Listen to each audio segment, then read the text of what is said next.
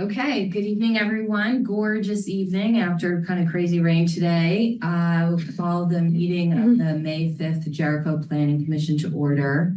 May 5th is Cinco de Mayo. It's also my wedding anniversary. Married Congratulations. 35 years today. So you got married at 15? Yeah, right. It's a great way to celebrate all of you. Thinking about long-term commitments. Kind of a good framework for working on planning commission. Okay, so for tonight's agenda, we'll have time for public comment. The planning commission will review and approve our minutes from April 21st. Chris will orient us all as to where we are in our project because we're starting to really see the light at the end of the tunnel after having spent many months on work. Work to look at ways to enable housing in Jericho, especially outside of our village centers, because village centers were the focus of our previous package of zoning updates. So he's going to orient us around where we are in the project and what work remains. Then tonight we have two specific topics to talk about.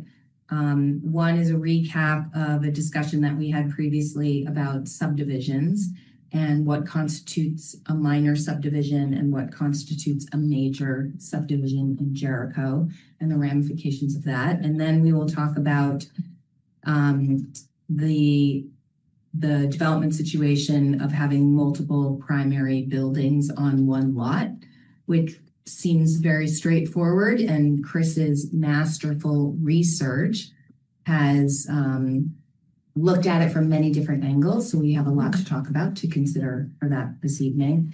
Then we'll hear reports and share information, any other business, wrap up, and our plan for our next meeting on May 19th. So that's the agenda for tonight. Does that sound like a plan? Anybody need to make any changes or adjustments to the agenda?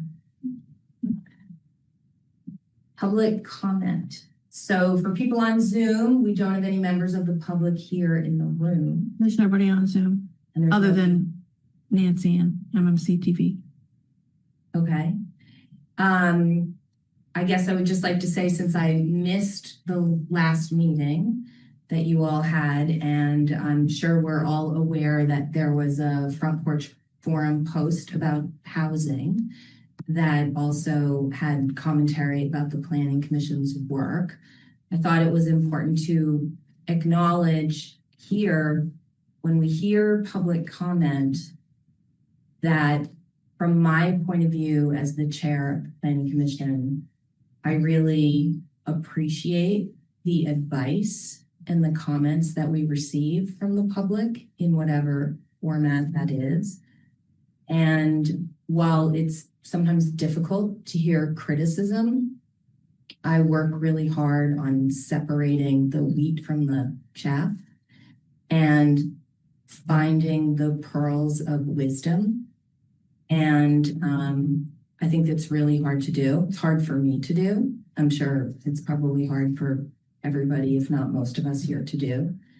And I just really appreciate the data-driven approach that Christian has brought to the process.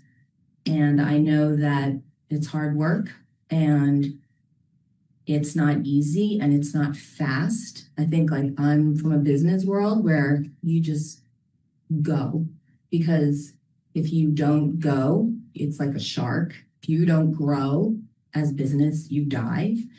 So it's really hard for me all the time to think about all of the analysis we need to do and all of the debate we need to do. I know that we all come with different points of view, and I always come away from it thinking I didn't really think about it like that before. And so I just wanted to say that I think it's hard work and that we are marching toward our goals of achieving what we set out in the town plan. I still feel really great about the town plan. And I just think that there are many interests and many voices, and we always, I think, try to remind ourselves about the people who aren't able to express themselves because they don't have the time, they don't have the courage, they don't have the knowledge, they don't have the confidence. And I just really appreciate everybody here, and being away gave me that perspective that I wanted to share. Okay, so with that, since we have no other public comment, I'll listen to a motion to approve the minutes of April 21st. I move to approve the minutes of April 21st. And I'll second. Sabina, any corrections or updates or changes to the minutes? Okay, so we'll vote to approve the minutes. All those in favor of approving the minutes of April 21st, please say yes. Yes. And I will abstain because I was absent. Okay, our next topic, Chris is going to take us on a tour of our project SoCal. All right, so we're continuing our work on enabled housing and what zoning can do in areas beyond our village centers to make it easier to build housing. This is our updated timeline. I have taken the natural resource overlay off of our timeline for now. I'm trying to figure out the next best steps for that, figure out what we might want to do for more outreach to build more public support, more awareness and support of what we're doing. And then using that information to help us refine what the red line might be. So I'm not exactly sure on what that timeline is for now. I will say, but by doing that, it has freed up a good bit of my capacity to focus more on what we are doing for housing. So I'm still not able to get to everything as quick as I want to, but it has created some bandwidth, so that's been helpful. So tonight we're going to be talking about the primary discussion is about multiple buildings on one lot.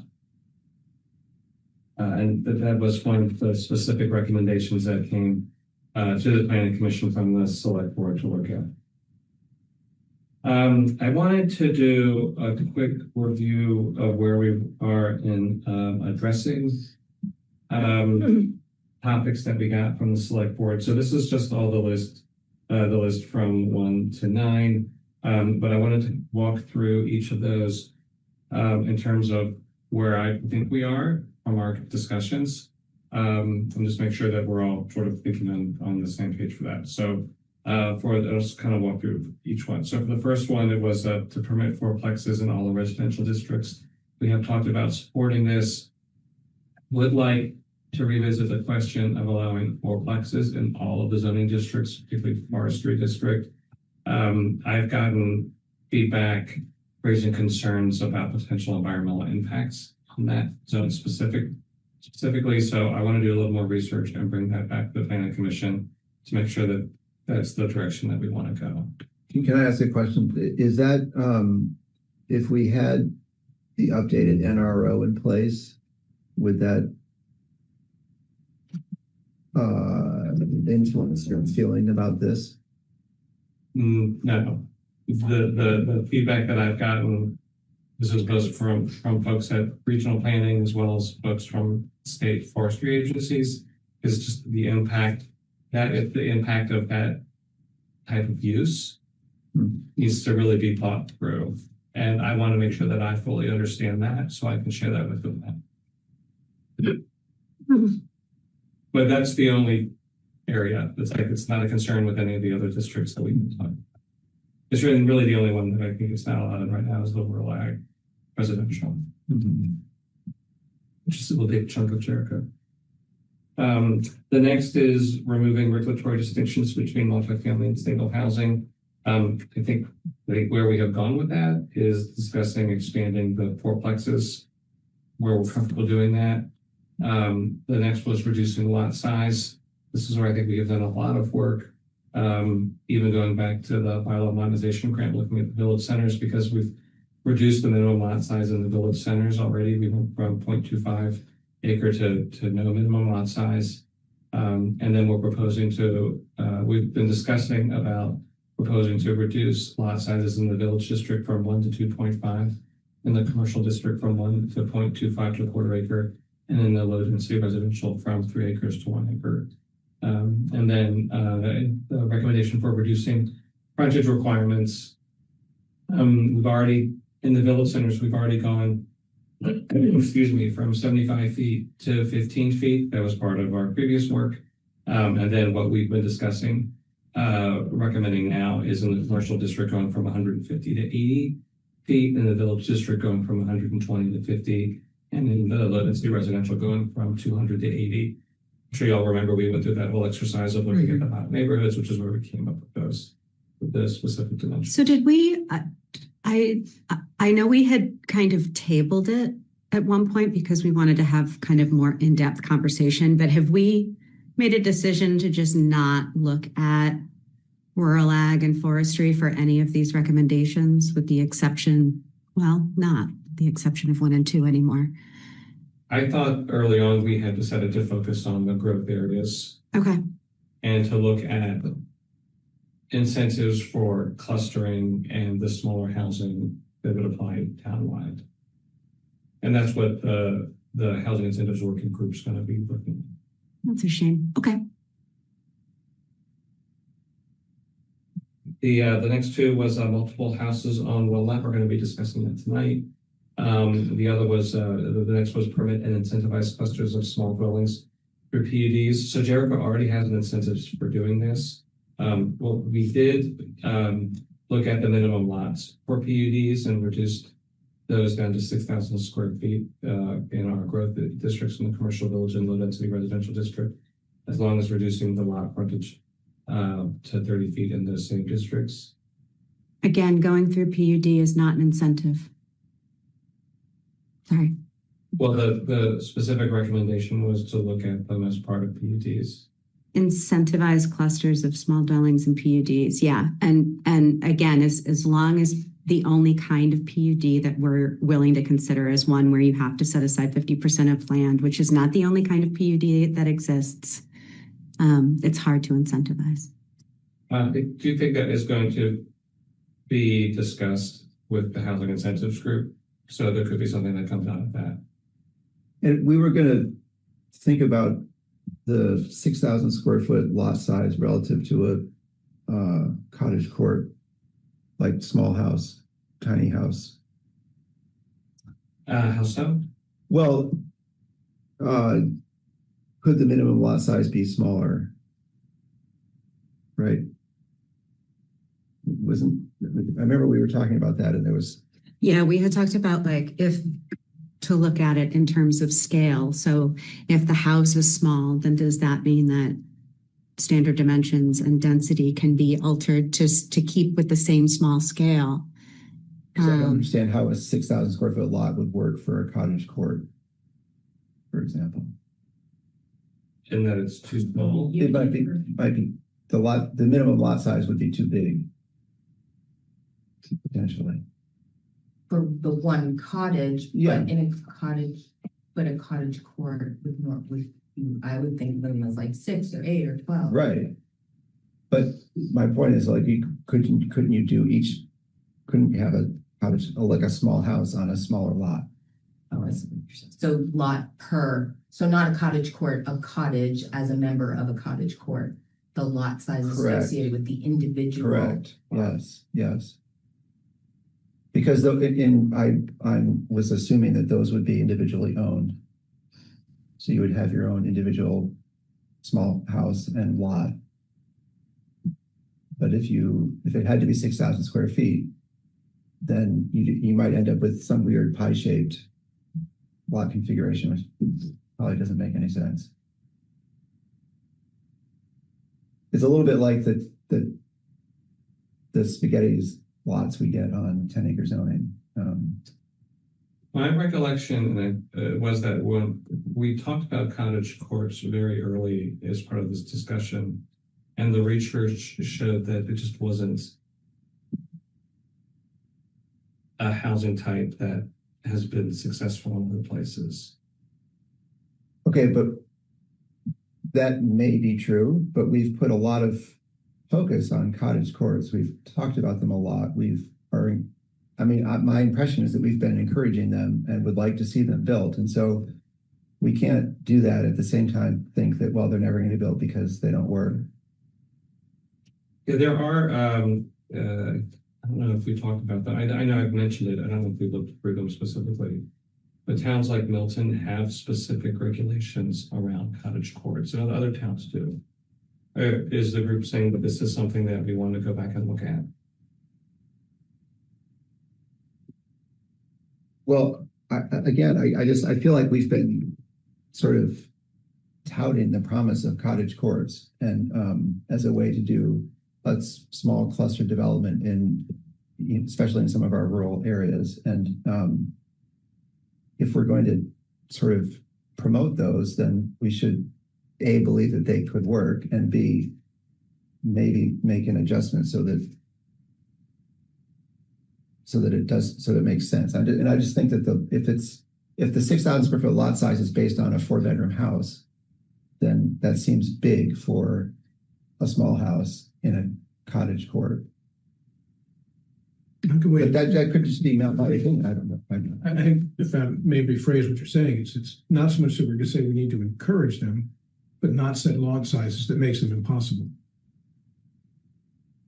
And they should be possible anywhere in the town that we allow that kind of densities. Not by square footage, but by number of units in an area or something.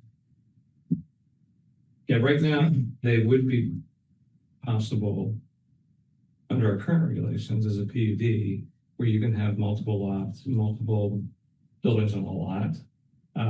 You wouldn't be able to subdivide them like a traditional subdivision. It would be more like the PUD over on Henley, where all of it. I'm just saying that's which I don't understand how that works exactly. I sort of do, but the lot lines are somehow drawn up and codified as part of the HOA agreement. Yeah.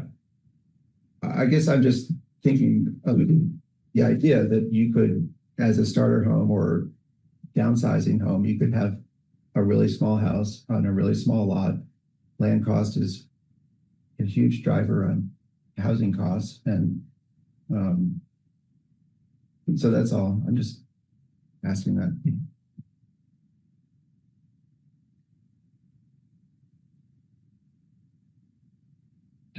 I don't want to keep saying, oh, well, the housing incentive could look at that. But this is the type of thing that could come out of what the housing incentives group is looking at in terms of flexibility to provide clusters of housing anywhere in town with certain parameters. Yeah, I think that the community amenity there that we're after is smaller, affordable homes. And so like that would be in what you would get in exchange for being allowed to have these smaller standard dimensions and this increase in density from what you would otherwise have. And I think what we've all kind of talked about is having it kind of be tied to scale. Yeah. I am going to tie this back to the housing incentives working group, because whatever we look at in terms of incentivizing small clusters of housing in areas throughout town, there's going to have to be something that separates lot size from density. Just because of the areas that we're looking at, we're not talking about drastically changing lot sizes and densities in those rural districts. We are talking about and thinking about how to do that, get a housing type that we want and the flexibility to get that, which I think would get wrapped up as part of what that recommendation could potentially be. Did that make sense? I'm looking at Wendy and Eric, making sure that again, okay.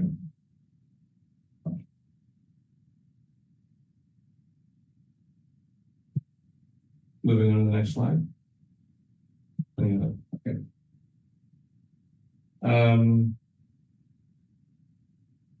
The next was updating density calculations to allow and incentivize smaller, denser housing options and more housing types. I would say we have done that by reducing the lot sizes in this because our density is tied to the lot sizes. I also think it's going to be tied to what's coming out of what I just explained about what would be coming out of the housing incentives working group for the rural areas. I think it's clear that we've done that for the village commercial and low density residential district. So need to do a little more work on that with the housing incentives working group. The eighth one, 8 is not listed here. This was to update impact fee structures to incentivize small and diverse housing types, which the select board is working on. I'm just bringing that up because it's not a typo going from 7 to 9. It's just no 8. And then 9 was adaptive reuse of existing structures. And that was something that we did as part of the bylaw modernization grant work for the village centers, where we changed the qualifying date for reuse of existing structures from 1955 to a rolling date of the tied to the building's construction. It's 50 years prior to the date of that. So I think we've covered a lot of work, but I think there's, as you pointed out, and what was mentioned here already, there's some things we still need to track down, but we have done a lot. I did want to go over a couple more. I do want to call out the adaptive reuse just as we had taught, this is months and months and months ago. We had talked a little bit about encouraging or thinking about adaptive reuse. And it's one of the things that just pops up for me about that is big farmhouses, big farm buildings, or some of these larger structures that already exist that may be in more rural areas. But since the structure is there, they might be ripe for multifamily or multi-unit dwellings. And I guess that's just front of mind because I'm seeing the concerns about the forestry district. So just flagging it as a potential carve out or a potential example to think through. Yeah. And actually, Chris, if we are going to do that in the smaller group or the incentives group, if you could make sure that we have the language that we did on that ruling that you just mentioned. Because I'm nodding and I'm saying, oh yeah, right. But it's something that we need to look at fresh for a different context. I want to make sure I have the information in front of me. Thank you.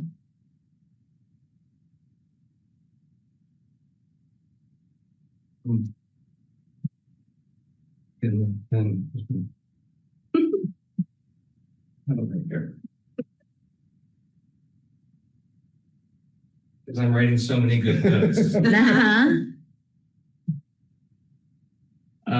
So there are some other amendments that have other things that we've looked at that weren't on that list. Also, they've come up and they are somewhat related. So one is what we've been doing and talking about major subdivisions and planned unit developments, discussing what qualifies as a PUD and what the criteria are for when a PUD would be required, including what qualifies as a minor major subdivision. I'll follow up on that tonight.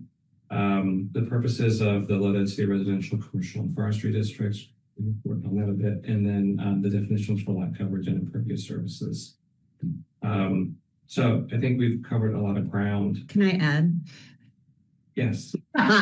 something that This is why my name tag gets put all as far away as possible. Something we've already accomplished, right?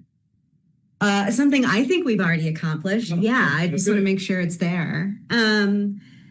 Maybe it doesn't fit nicely into a thing. So I just want to make sure that we've got, we're adding septic to the list of community amenities that can be, I don't know, whatever that list is for open space and blah, blah, blah. Maybe this is a question for the work group, but I think aligning our affordability incentives, definitions, whatever, with the definitions that the kind of CHIP standards is really worth while. And then the last is a question. And maybe I was here and actively participated and don't remember. Are we taking a look at the residential section of the table of uses? You reference it a couple of times, and I realized, like, I pulled it out and realized, like, oh, we haven't. Did we talk about We will be looking at it in terms of other than the fourplex? I don't think we have. What do you think needs to be discussed? I think we should all just take a look at it, and in these, just make sure that we feel like the residential uses are in alignment with the goals of this package of amendments.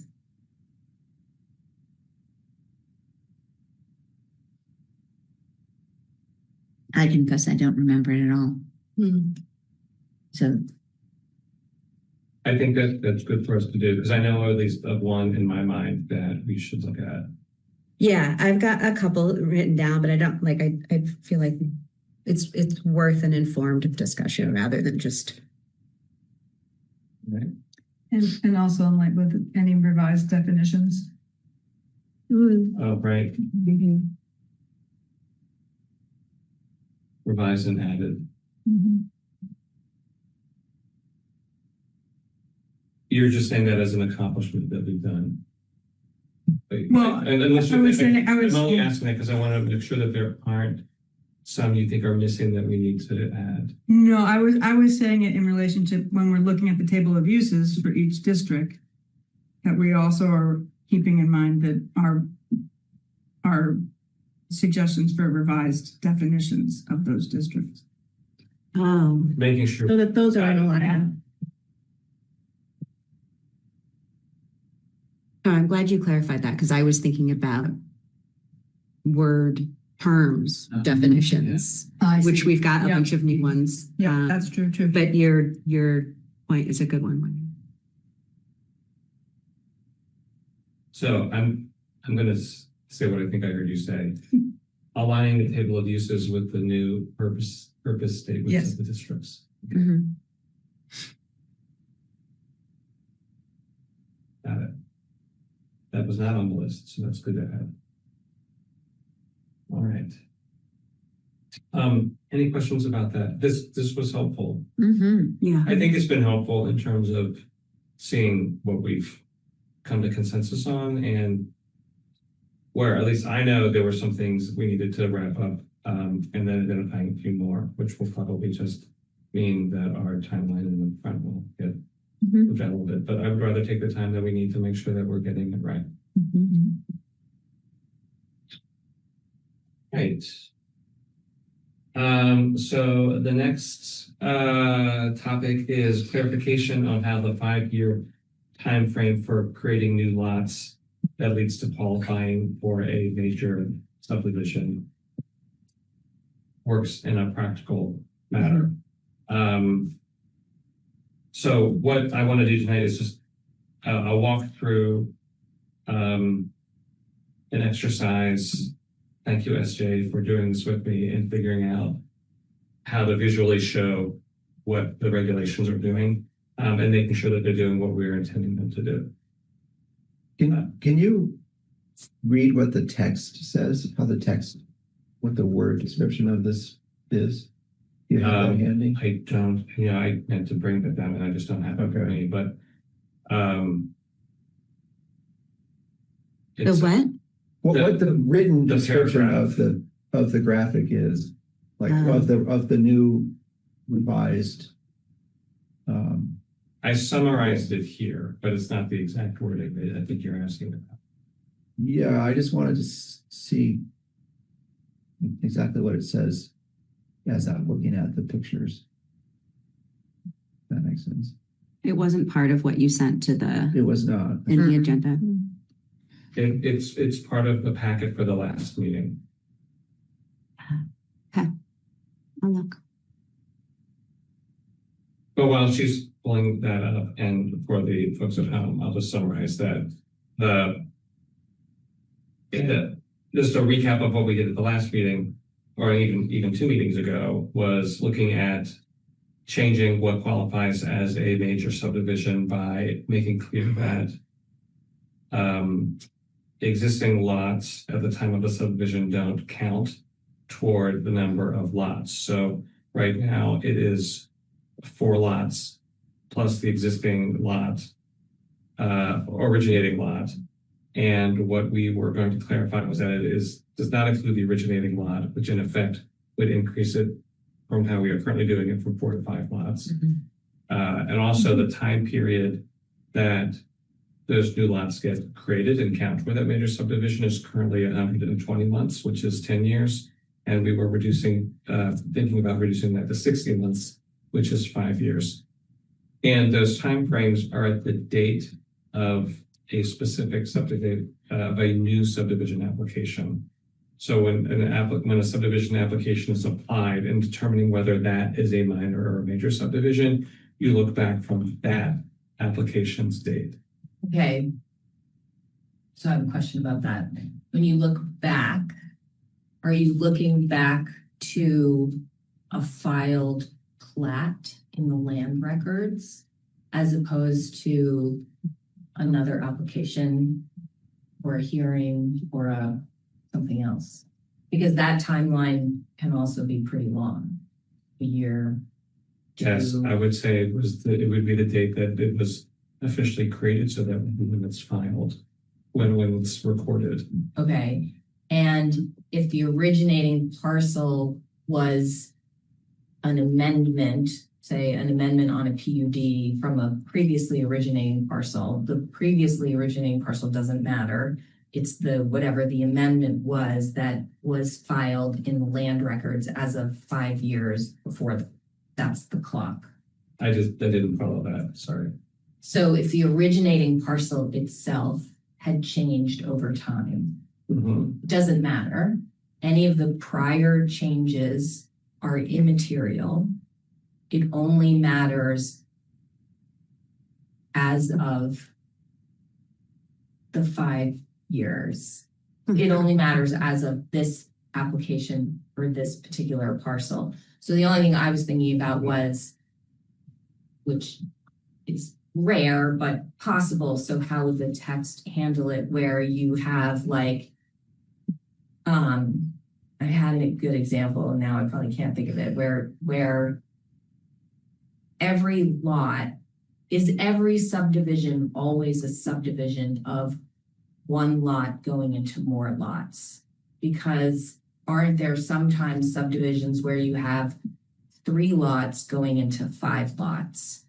And that the original, because I've been at DRB hearings where they've actually traced all the way back and they've said, this is not a subdivision, this is an amendment to a previous PUD or subdivision. That there is like this life, which is why I think when you were looking at Heinsberg density and they were like, oh my God, it's so complicated too. So I had a similar thought, like it probably will be fine because a parcel, a subdivision, you're taking one thing and you're making it into more things. And so you're always looking at what that one thing is. So SG and I are smiling at each other because... Oh, you talked about all of this? Listen, Sorry. we went, no. We didn't completely resolve it to... Okay, so I'm not crazy. You're not crazy. Okay, And that's a different question. Okay. your brain went to a very similar place that my brain went. Yeah. And then... As always. And then we kind of talked through it, although you're bringing up something different, which is when you're saying that like it doesn't always Right, like a boundary line adjustment. is a form of subdivision. exactly. And it's not creating a new lot. Right. But when you're saying looking at a piece of essentially, if you land, start out with 100 acres. can and we you go to divide this it scenario? into- Yeah, let's Yeah. go to what, sorry. Well, I just want to But it's now 4 acres, and you divide one of those 4 acres into another 4 lots. Are you saying that we still count that from first subdivision of the 100 acres down?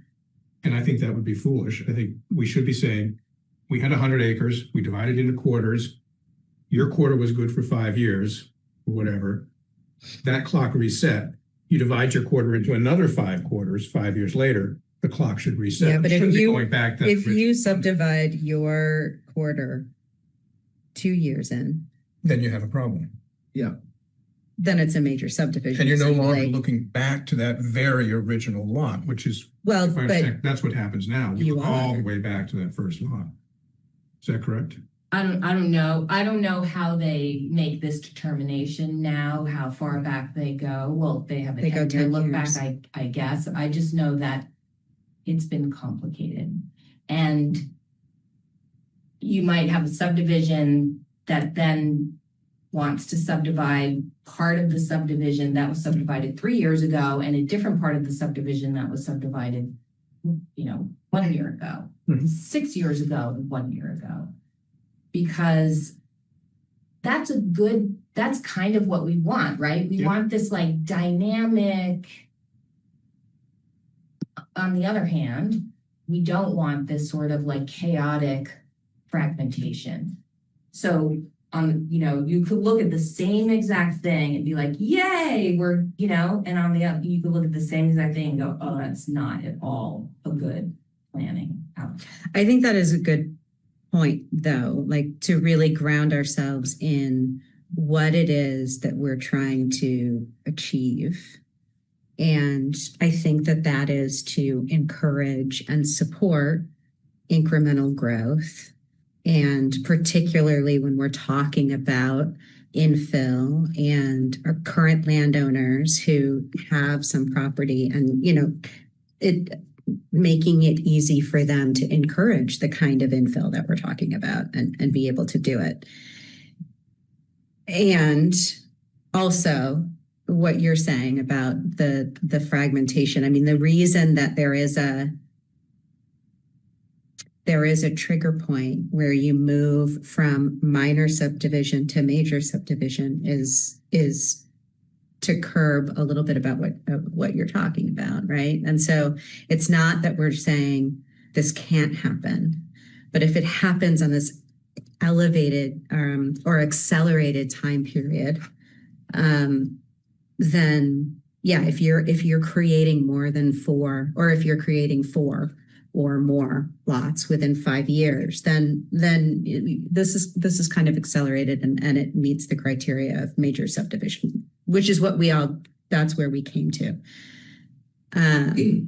We talked through a number of scenarios because you can easily game the regulations to not qualify as a major subdivision. If that is your goal, right?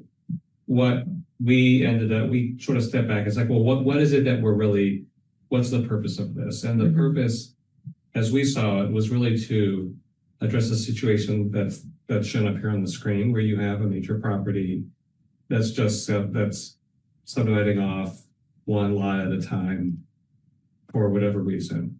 That is what the regulation out as it is written is intended to address and capture as qualifying as a major subdivision. To look at it in the way that the issues that SJ and I were bringing up, and the issues that you're bringing up get so complicated. Trying to regulate that is really difficult to do. One of the other towns that does try to address this is it says if there is, a lot that's created that can be further subdivided, that counts as 2 lots. And it just, Jeez. right, it just gets, and I'm like, oh, well, let's look at that. And then I'm like, no, that's too complicated. And punitive. And we just want to, Yes, we want exactly to like keep this. it simple and straightforward. So that is how we landed on this. This has been vetted with Chris Flynn, the zoning administrator. He has said that this makes sense. the wording he's comfortable with. I mean, I will.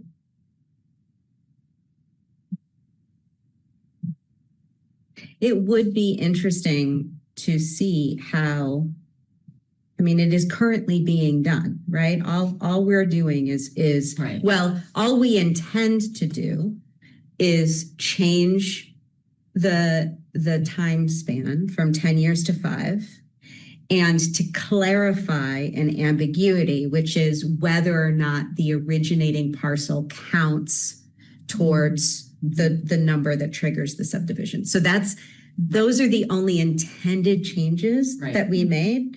But I will be honest, I don't know how it's currently interpreted to understand in each of these scenarios how it would currently be interpreted, and therefore then how. But is it in fact ambiguous about the originating parcel right now? The zoning Yes. administrator has said. Yeah, Jeff York, if that was what he brought to our discussion too. Well, He asked that question. At the meeting Thursday night, that development on top of Boulder Hill. Well, he was Anyway. about a different Well, project, I thought, or whatever, but he raised that question, so it sounded like he thought it was unclear. well, somebody's proposing a 4-lot subdivision as a minor subdivision, which doesn't seem. So the question I think is Under what we're proposing. Well, no, because this isn't active yet, so it's under the current. Right, So but I'm just under what we are proposing, if these weren't, it would qualify if it's only. Right, yes. Yeah, right. that was what I was Yeah, trying to say. okay. But, so, going back to SJ's point, like, the two factors that we are changing are the time frame and the lots, and how that works on a rolling time frame. Right. This diagram was something to put together. I'll just say that. So let me walk through what is on the slide so that it's clear both for us and for the people at home. Okay. So this slide shows 4 different theoretical scenarios for creating lots on a parcel over 7 years. And in 7 years, just because that's what's been on the slide. The originating parcel is shown in blue. So it's the dotted blue line, which you can see in the first row on the left. The new parcels that count toward qualifying as a major subdivision are shown in red. And then the numbers on those lots indicate the number of lots as they are created over time. That gets a little confusing because after 6 years, the numbers start to shift around, but there's still the number of lots. The number represents the number of lots that contribute for whether or not it qualifies as a major subdivision. The yellow box that you can see indicates the 5-year time frame. So is all that understood? That's like the key. Is the key understood? Okay. So in each scenario, counting back 5 years, and like I said before, that's tied to the date of the application of whatever that newest lot is. Scenarios 1 and 2, I think, are pretty straightforward because there are 4 lots that are being created within 5 years. So in scenario 1, there's 1 lot created every year for 4 years. You hit that mark. In scenario 2, it's 1 lot created in the first year and then the second year, and then 1 lot a year per lots for years 3, 4, and 5, and that comes up to 4 over 5 years. So I think those are fairly straightforward. I should have printed this out for you. No, it's okay. Okay. We saw it ahead. Scenario 3 shows where there are no lots created from the originating parcel in years 2 and 5, but 4 lots were created between years 3 and 7. I'm sorry, I know that gets confusing. Are you with me? Yes, Yes. that's actually a good example. Okay. So the green square in year 6 of scenario 3, what is that green square? So the numbers this is so hard for me. So they don't actually label the parcel. So when we get to here, this is the first oldest parcel and the second oldest parcel. Yeah. Lots. Lot. This is the first oldest, the second oldest, the third oldest lot. no change. Now this one doesn't figure into the 5-year because 5 years back, It already it existed. already existed. So one is in that square So now this for one- 5 years, so then it comes off as counting toward the Oh, subdivision. So okay. now this I is the understand. first oldest Okay, parcel, I see. second oldest. Okay. third oldest. Now I understand. And now you've got, or lot, sorry, and now you've got a fourth lot in a 5-year period. So, I'm sorry, currently, today's zoning regulations, a major subdivision is at 4? Or including the parent parcel Okay, is how Chris Flynn administers it. okay, And we know that because that's what he told Martha yes, Prince, okay, who wanted to create okay, 3 lots but had 1 lot, Yeah. and he called that 4 lots. okay, So in scenario 1, under year 3, you have the originating parcel, which would be 1, and then the 1, 2, and 3 would actually be 2, 3, 4. Yeah. Does that make sense? yes, it does now. yes. Okay, yeah. And then going down to the last scenario, there are lots being created every other year. And by doing that, you never actually have Mhm. 4 lots that are being created over 5 years. And I think that the intent is to require major subdivisions when multiple lots are being created over a short period of time and not incrementally. Mhm. This is doing that. Okay. Is this clear? Yes, Mhm. it's awesome. Great Okay. graphics. Yes.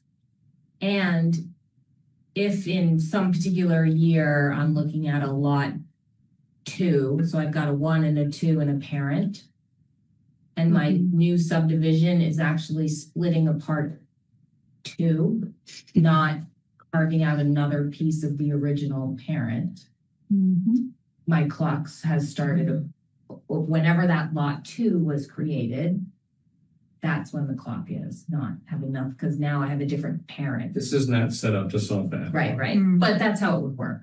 Don't know. Don't know. Oh, no, that's how, that's So in scenario 3, how it would work. in scenario Even though three, years previously, that particular piece of land wasn't part of Well, 2, then it had a different parent.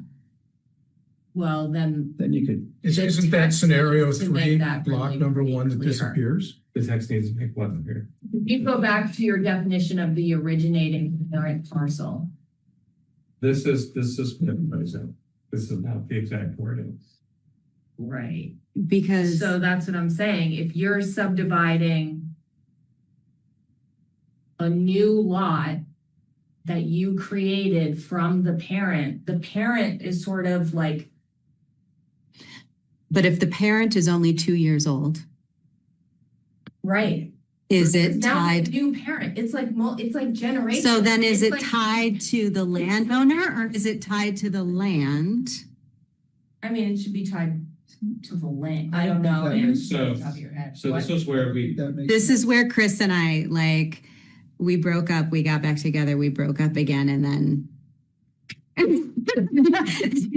we were like, what's the problem we're trying to solve?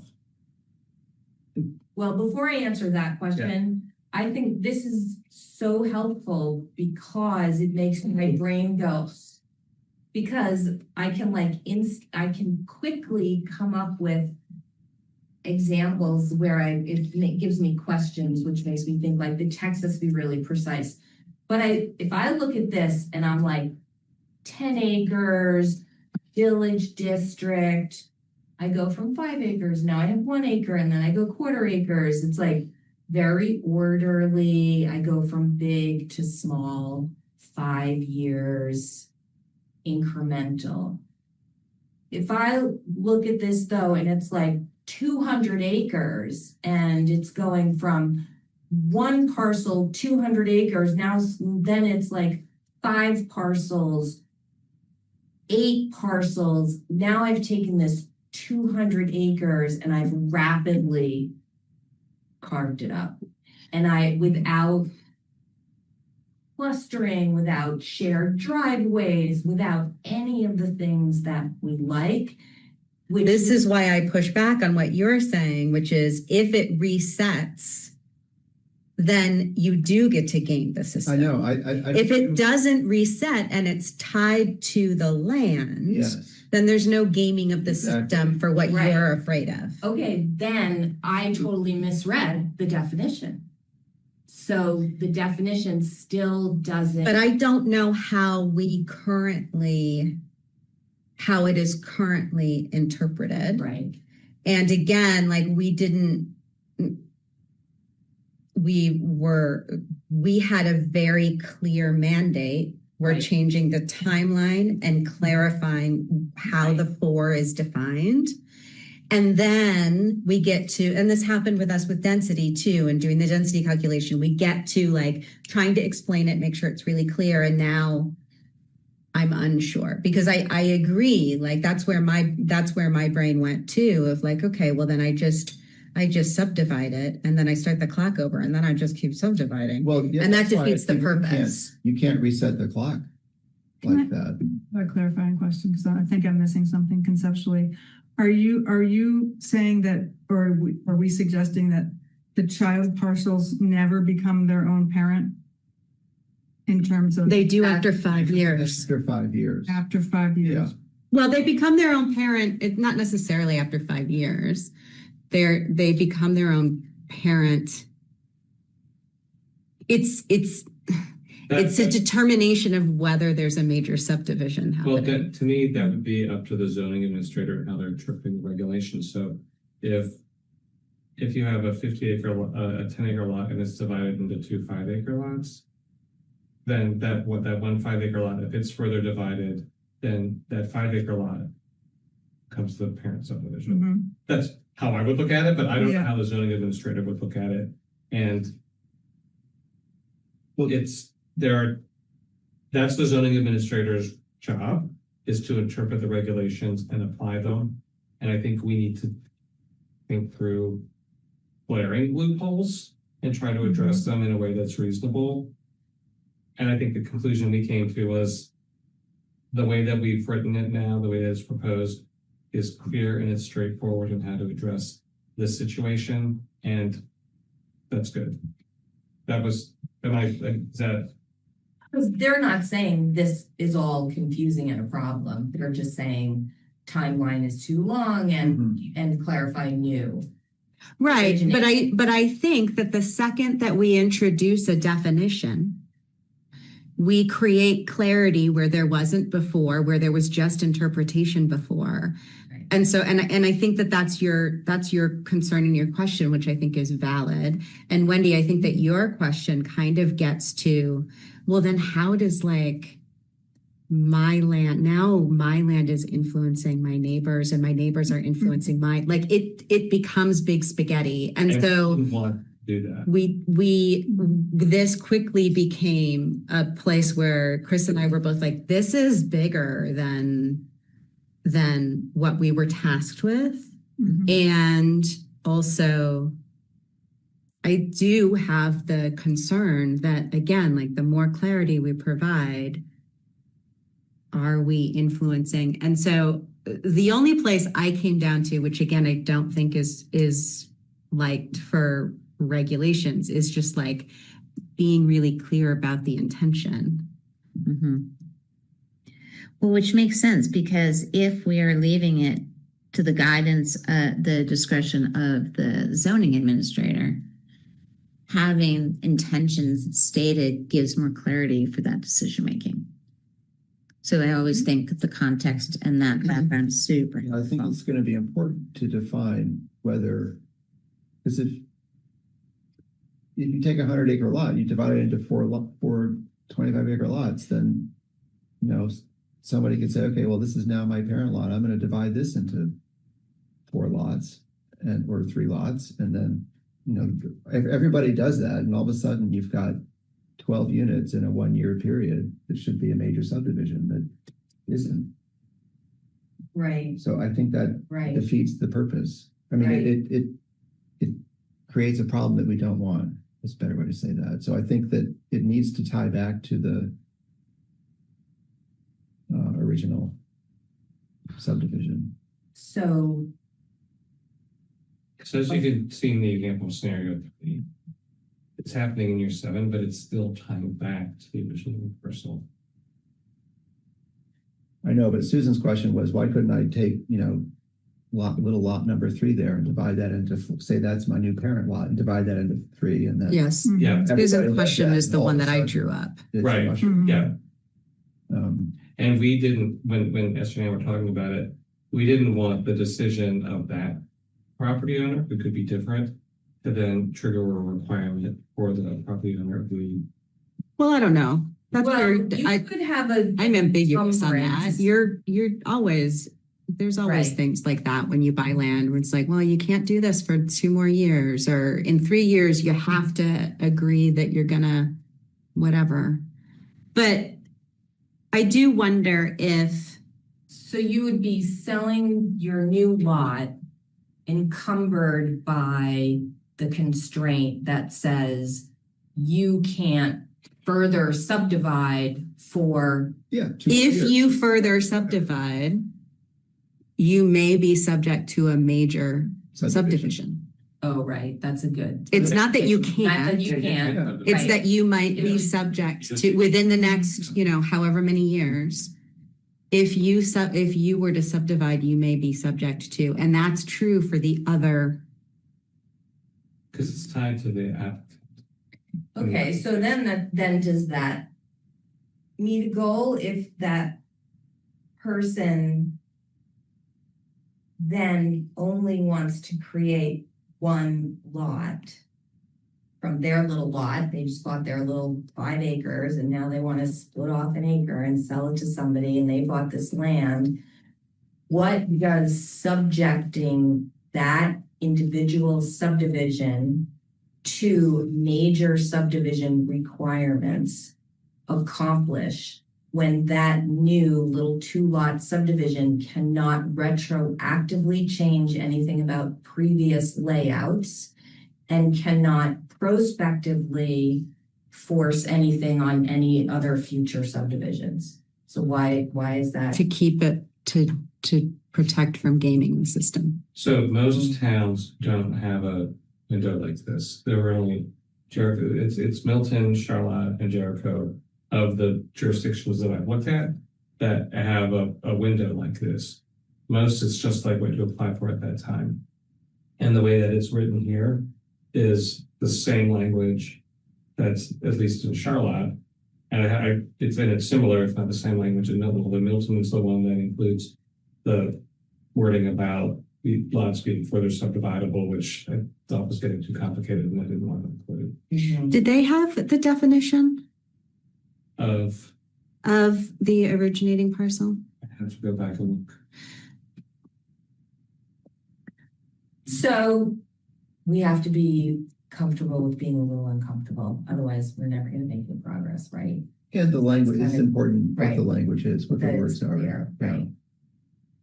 I think there's also needs to be an acceptance that regulations can only do so much Mhm. in what it's regulating and still be useful. Hmm. Since I know Sabina had heard that. I was just wondering where PUDs fit into this once you get to major subdivision. Well, as it's currently written in our regs, it's so if you get to a major subdivision, then you would be So the next lot would have to be a PUD. the lot that is triggering the major subdivision. Because it would apply to major subdivisions. Does that work retrospectively? Which is, it has to be, or you're encouraged.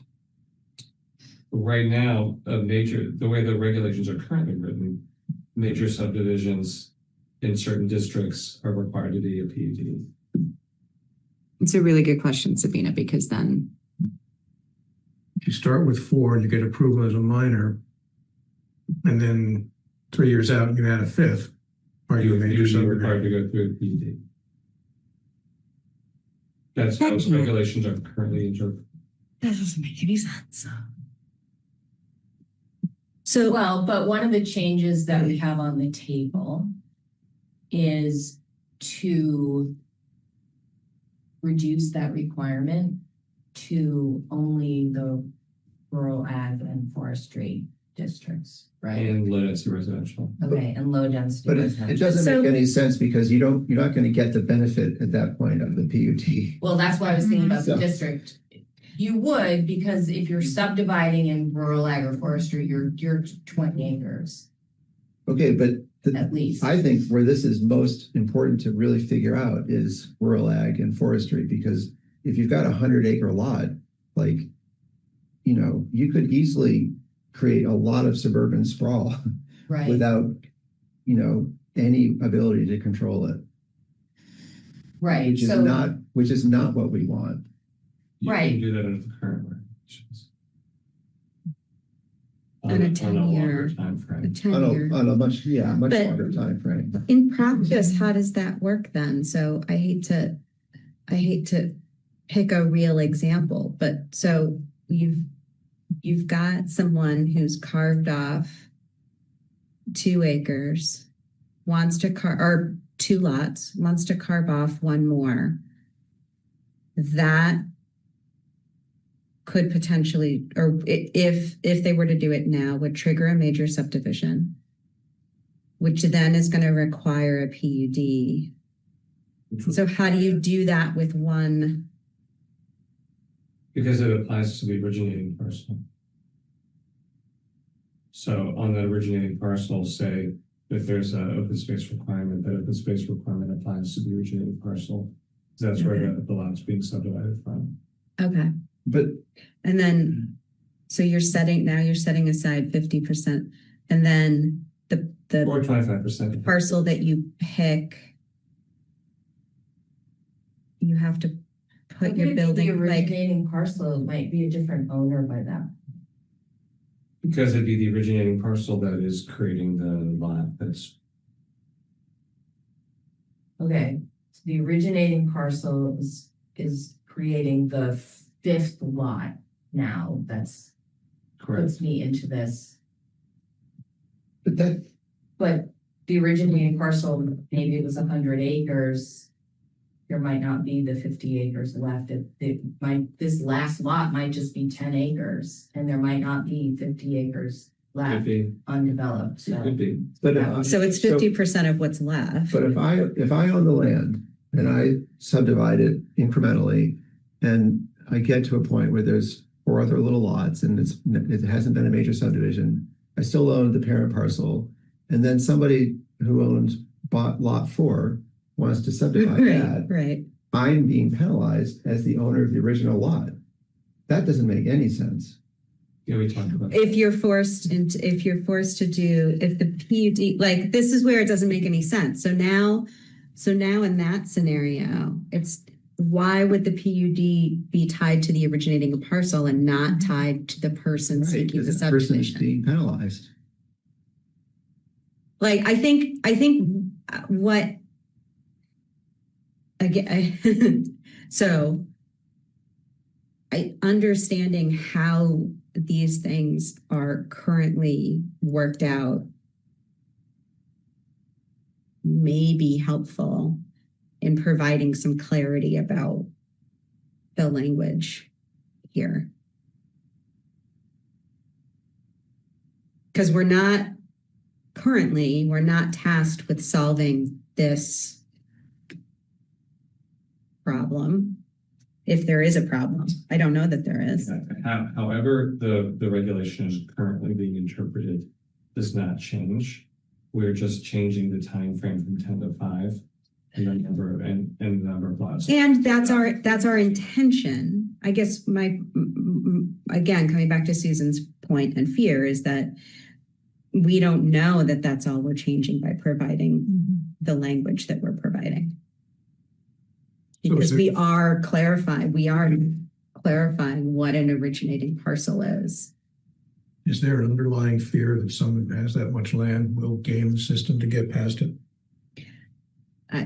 It's a 5-year look back. 5 years, you can develop 5 buildings, move on, do another 5. But is that the fear that's going to happen? Thinking about it a little differently, for me, it's less a fear about somebody gaming the system. because people can always gain any, there's no way you can make it ironclad. To me, it's a really good illustration of having goals that are somewhat in tension with one another. One goal is kind of what I was saying earlier, dynamic incremental growth. Like you have more land than you need, and you just need to siphon off little bits and pieces and get more houses close together on smaller lots. So that's why I said, like, if I'm in the village district and this is 5 acres going to 3, going to 2, going to 1, I am like all in. The other tension is not even so much like development in the rural district, but it's like unplanned, scattered, sprawling, spaghetti driveways, completely incohesive. You get a bus stop every friggin' 15 feet. It's like the practical cost of that kind of unplanned out. So I guess that's how I think about it, is like dynamic, spontaneous, incremental versus planned, thoughtful, cohesive, comprehensive. And these bigger parcels in these more rural areas where your road network is different, your pedestrian network is different.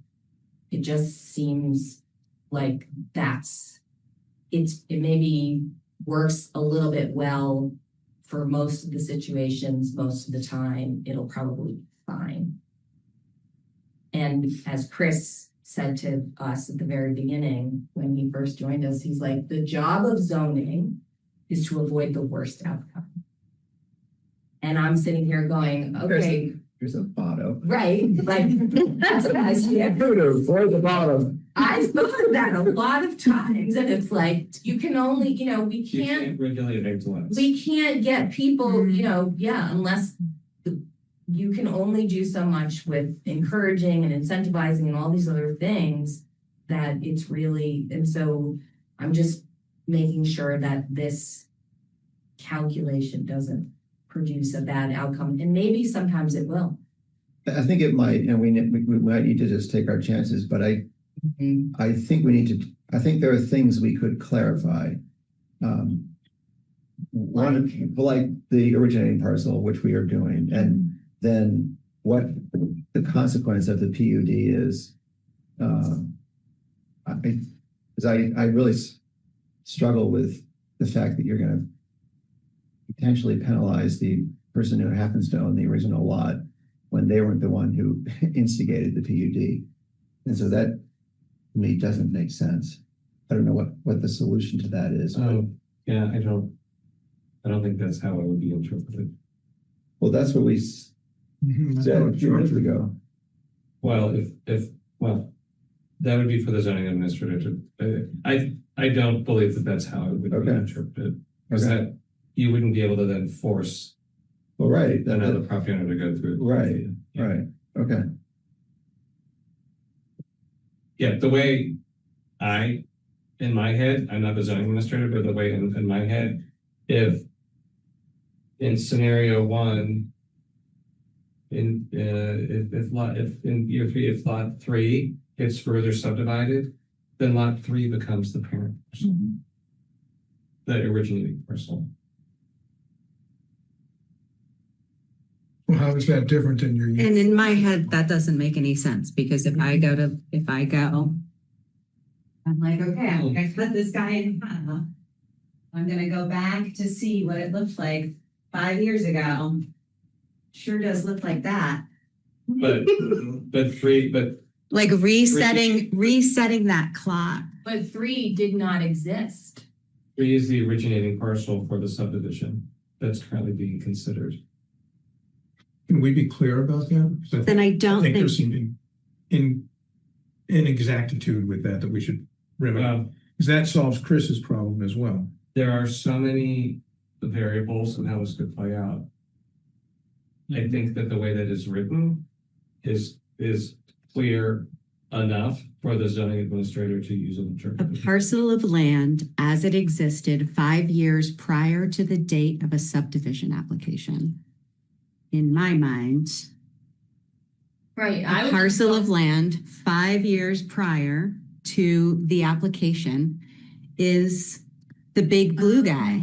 Now, That's if the you're, parcel of now if land you're is one of three those. in year three, and then if you're lot three in year three, and I'm taking that as an application, the parent parcel isn't even involved. I would say lot 3, in scenario 1, lot 3 prior to year 3 did not exist. So if that gets subdivided, that's starting the clock for that. Lot 3 is being an originating parcel. Does lot 3 need to exist for 5 years before it can? No. No, it's this is the day that you subdivide, then it's apparent. But you can't, but the subdivision of lot 3, if in year 3, scenario 1, the owner of lot 3 said, I'm gonna divide this into 3 lots, that would have to trigger. No, They're you're saying no, but then this gets back to your nightmare scenario. Well, then there's no. If the clock resets every time, then your nightmare scenario. It resets every time a new lot gets up, not the originating parcel. Well, that doesn't work then, because you take a 100-acre lot, you'll divide it into 4, and then next year we'll divide up each of one of those into 2.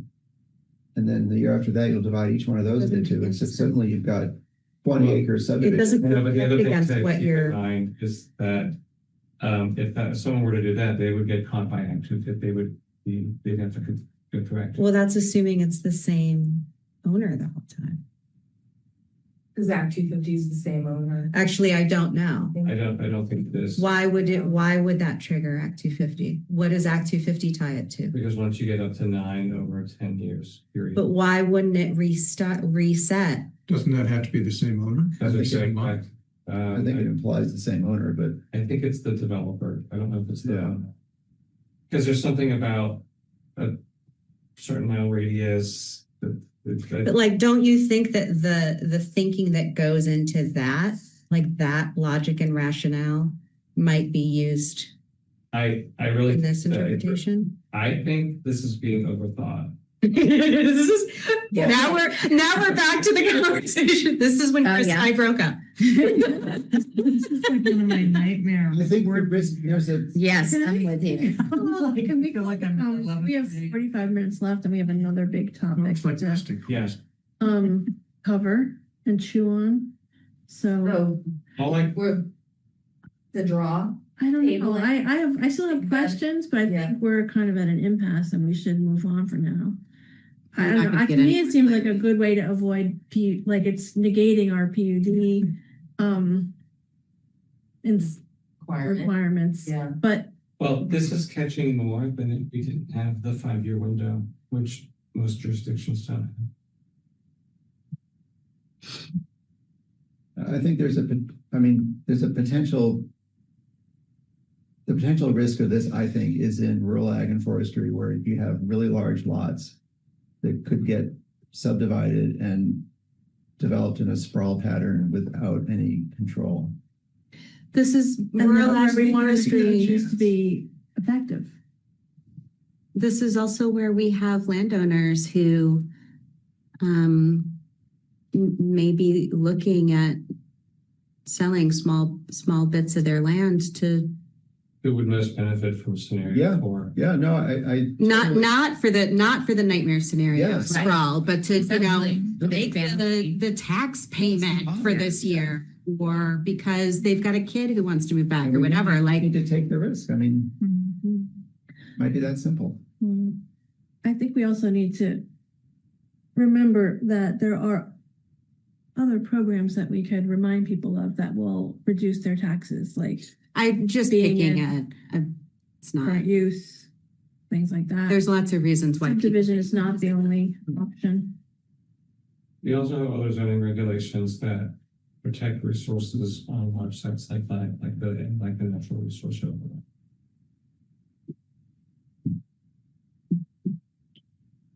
Well,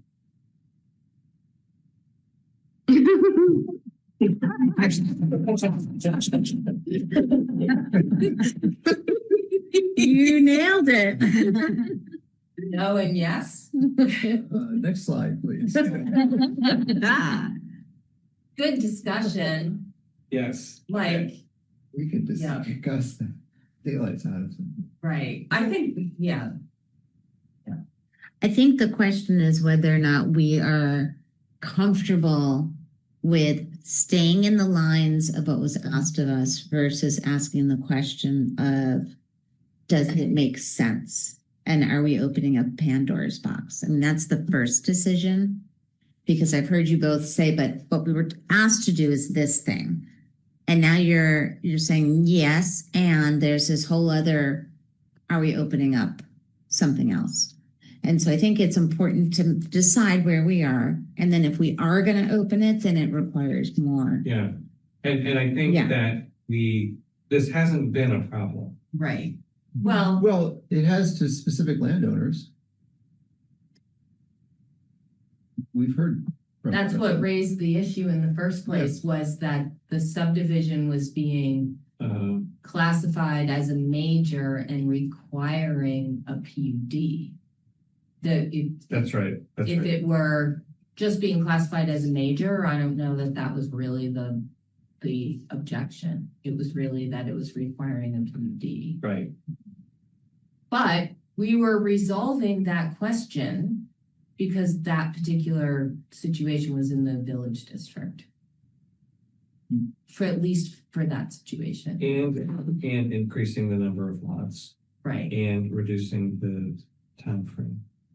Right. So then you almost wonder, like, if you're, Which is overcome, right? And it's like, anybody would look at that and say the originating parcel is how the land existed previously, and it's an encumbrance on the land, and that's what it is. And like you're saying, when you buy land, lots of land has liens and easements and Sure, but that would also potentially make someone less willing to subdivide. Anyway, we probably. but that might not be the worst thing either. That's what I'm saying. There's different goals in different locations. So Okay, moving on. the next discussion item is on allowing multiple principal buildings on a lot. And this is related to a specific recommendation for the planning commission, which was permit multiple houses on a lot with the requisite acreage without requiring subdivision. So is that understood what that means? So like if you're in a 1 acre zone and you wanted to put a second house on the lot, you need to have at least 2 acres. That's the requisite acreage part. So the goal for tonight is to understand any issues that would be related to doing this and whether or not to move forward with looking at this recommendation. And thank you, Eric and Heidi, because remember we had a slide at a previous meeting and it was like, I'm creating mobile working groups to help think through these things. So Eric and Heidi were really great in helping think through some things. And these slides are a little different than actually what you first saw. And there's a new slide even from what got sent out on Friday. So first, I just wanted to go through understanding the terminology in our regulations and how it relates to the recommendation. So houses are considered buildings because they're inhabitable versus structures which are not habitable. And then zoning defines 2 types of buildings. There are principal buildings, and that's the main building on a lot or the most important building on a lot. And then there's an accessory there are accessory buildings which are smaller in size and appearance, except for barns, and these include accessory dwelling units. The diagram that's up here just illustrates, a principal building and an accessory building on the one lot. The reason for the recommendation coming from the affordable housing committee to the selected to us was the thinking that allowing multiple houses on a lot would make infill easier and potentially more attractive to current landowners, to subdivision, allowing landowners more flexibility to do what they want to do with their land, and more diverse housing types and home ownership. So Jericho's current zoning regulations, we do allow multiple principal buildings on a lot in 2 ways. They're allowed in the village center districts and through PUD. the reason why we have the regulation the way it is now, it's just easy to administer zoning. It's clear and enforceable. Historically, this has been used as a way to help control density and land use conflicts. And then the review process through the planned unit development addresses issues that can come up with having multiple principal buildings on a lot. So if it's a shared driveway, or one thing Chris keeps bringing up, and Chris Flynn keeps bringing up topic is if you've got two principal buildings on a lot, well, what if one of them wants to put a garage behind the other one? Like, how does that work out, right? And those types of things are typically worked out through PUD. Those types of issues are just part of that discussion. The current regulations also allow a variety of different and specific building types used for residential uses on one lot. So I already mentioned that they're allowed in the village centers. Another thing is that multiple uses can be included within the building. So you could have a duplex in the same building as a bed and breakfast if they're both allowed in the same district. An ADU would be allowed on one lot with a primary single-family home. That's what's currently in the regulations. As long as one of either of them is owner occupied. There's also provisions for a dwelling accessory to a farm. Those would be for occupants that are employed to work on that farm and their family members. So it's like worker housing. And then guest houses, which can be used on an intermittent basis, not rented, or for on-site full-time employees. So that is a definition that was in the regulations that got dropped as part of 2025. And that's a different issue, which I don't want to get into tonight, but the way that the regulations are written in terms of the principal buildings, it specifically identifies the accessory dwelling units, the dwellings accessory to a farm, and the guest houses as not counting toward the density. So they are allowed as second buildings on a farm, accessory buildings on a lot, in addition to the principal building. Did that make sense? That was a lot of words. Okay. But they're not in our definitions, and I know you don't want to get into that, but that's what in our zoning, there's no definition of a guest house. Correct. There was. It got dropped, and there are reasons why that I don't want to get into tonight. Okay. But I accept that. Yeah. So we either need to bring back, just put the definition back, but that's. Yep. Is it still in our table of uses? No. Okay. So towns have moved toward making it easier to build multiple houses on a lot, specifically to help encourage infill housing, to remove regulatory barriers, to support small-scale incremental development, just to allow more flexible land use. But they are providing review processes and design standards, and they're not allowing them in all places. This was research that they really just sort of just in the last couple of days pulled this together. So these are examples of Vermont towns that do allow multiple buildings on lots, but they do so narrowly, and they do so in zones with design standards that address potential issues. When I first reached out to the CCRPC about this, they suggested contacting South Burlington, Williston, and Burlington, because those are jurisdictions, the larger jurisdictions, bigger populations, and they allow this, and they have standards and things in place. I talked to the planner in South Burlington, super helpful.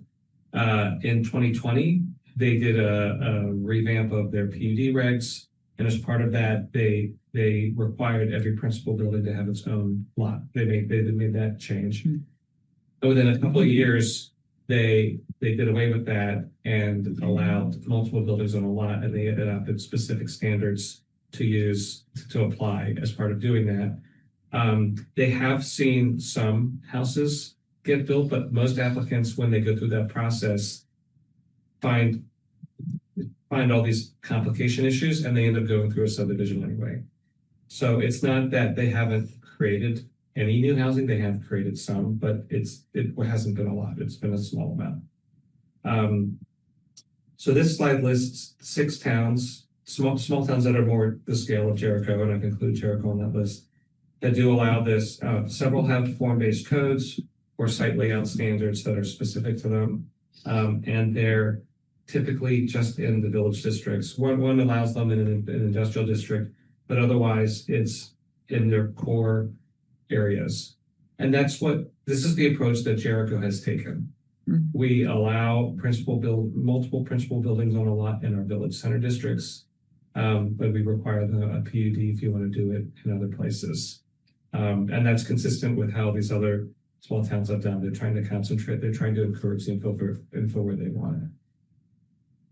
Do any of them clarify that the principal use of a principal building has to be residential, as opposed to like I could have 2 principal buildings on a lot. One is not mixed use, it's fully commercial, and the other one is fully residential. I would have to go back and look at that, but it just calls them principal. No, actually, I didn't look at that specifically because I was looking specifically in our context, which was looking at residential. Okay, so when we're thinking about multiple principal buildings, it's okay to frame that in my mind as multiple principally residential buildings.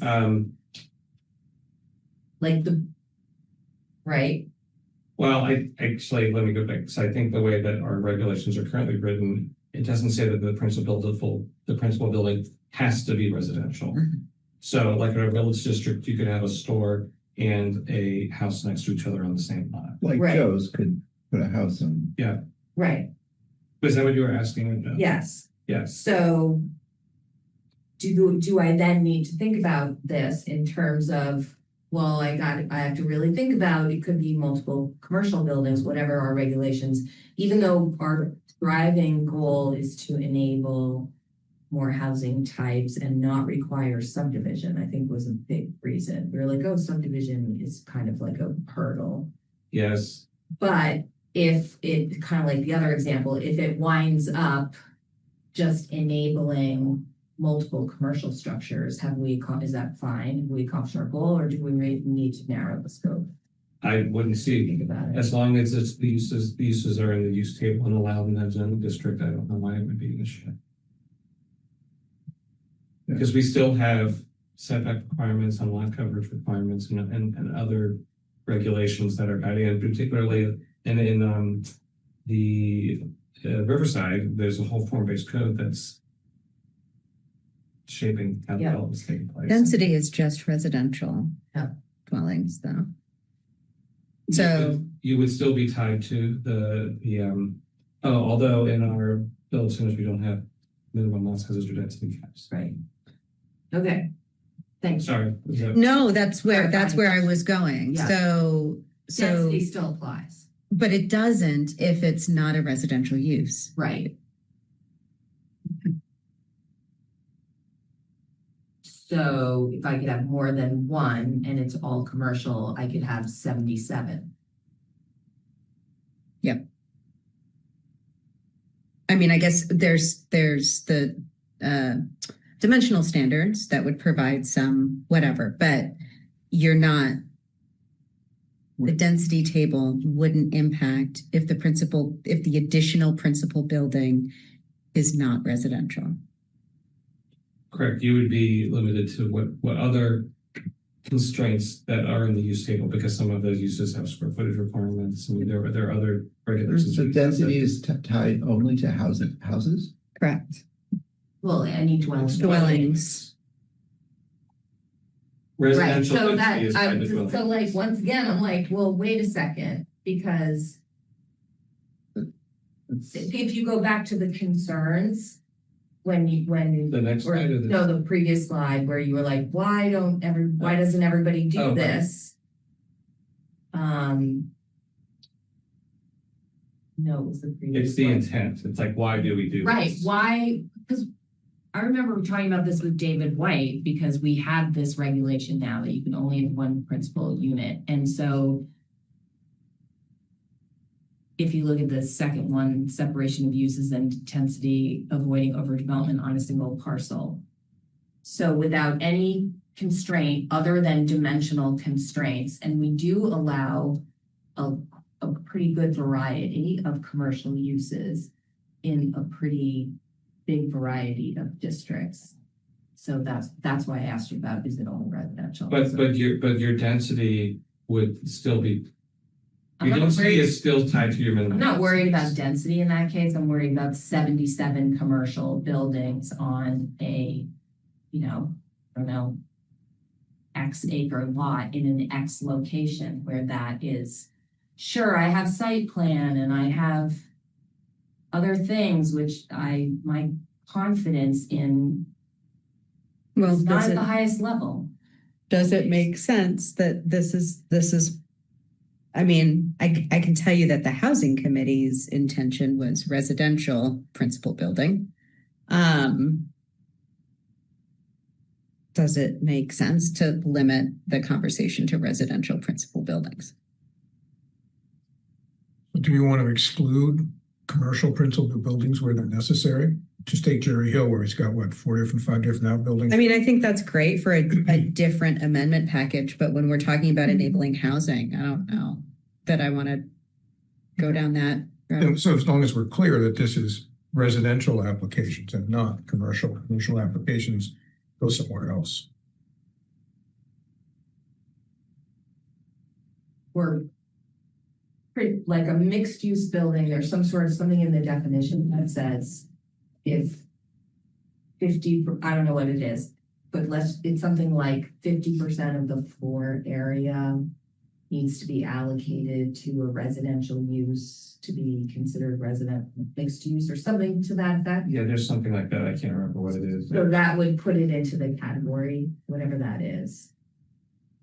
For this. Of residential rather than pure commercial. Like if it's like a giant commercial warehouse and has one little tiny residential apartment, I don't think it would qualify as mixed use, and I don't think it would qualify as primarily residential. Well, let me walk through the slide first. Okay. Okay. Sorry. That's okay. Because this is all, I think the things that we're talking about, I think are related to this slide. So before kind of walking through what's up here, Chris Flynn has a lot of concerns about allowing this in other He doesn't districts. like it. He does not like it. And we do allow it with the PUD, and that's where a lot of these issues get worked out. Of all the recommendations that went through the select board and going back and looking at the minutes of the discussion, this was the one that I think they had the most questions about, that they were most concerned about, not understanding what the implications were. There are a lot of practical issues related to if this were to be allowed in other areas.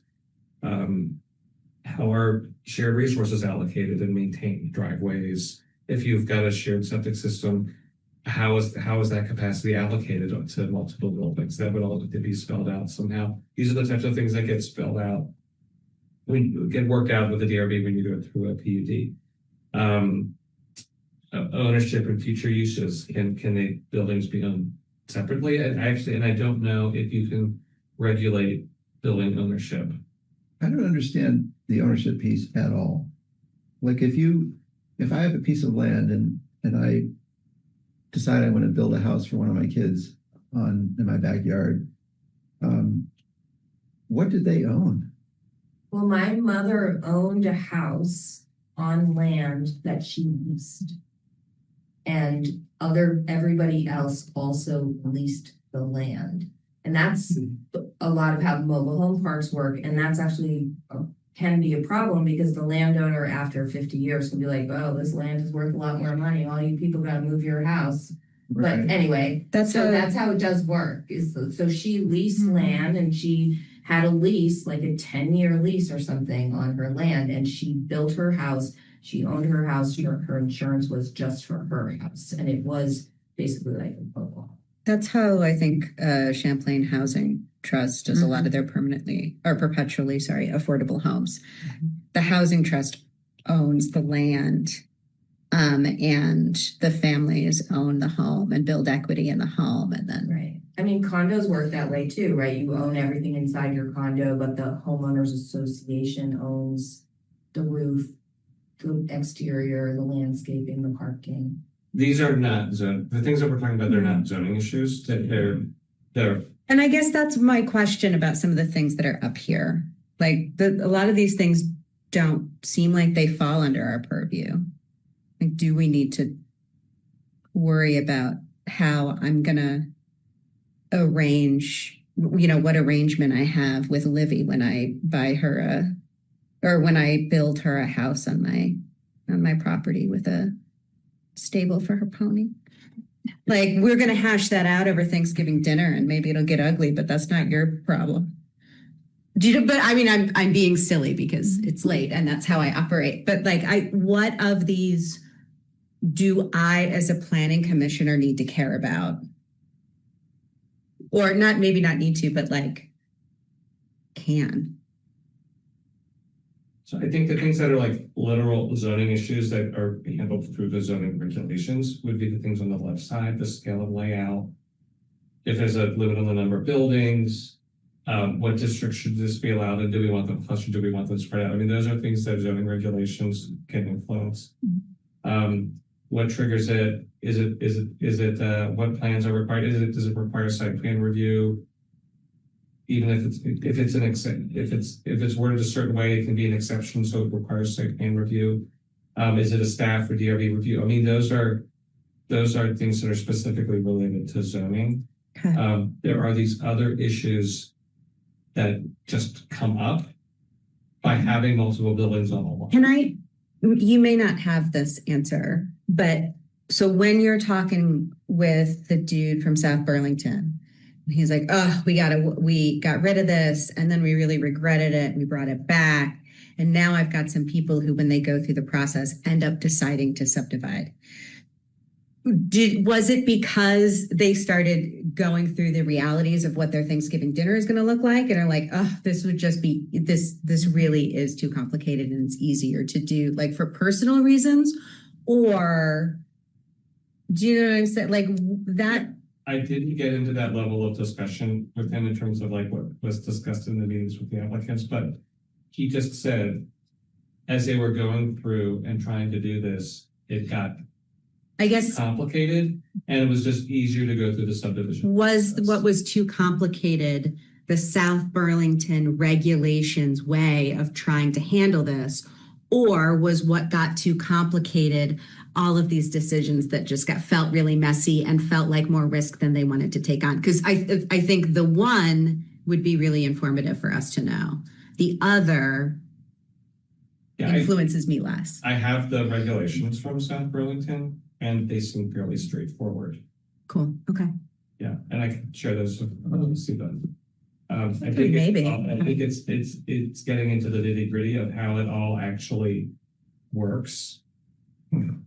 Yeah, because I imagine it's not for everybody.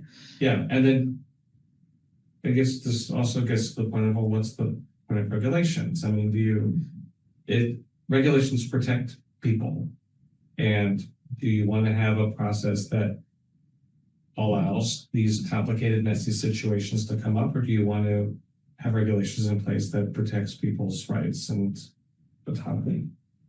Or do you want to so regulate that people can't do the things that they want to do with their land that may be best for them and their family? Mm-hmm.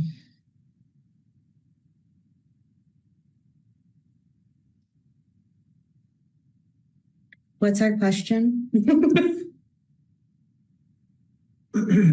Removing parallel in more areas. No concerns should be addressed. Well, do we have a good definition of a principal building? To look through the code, I don't really see one that says a principal building is X. It's in the definition section.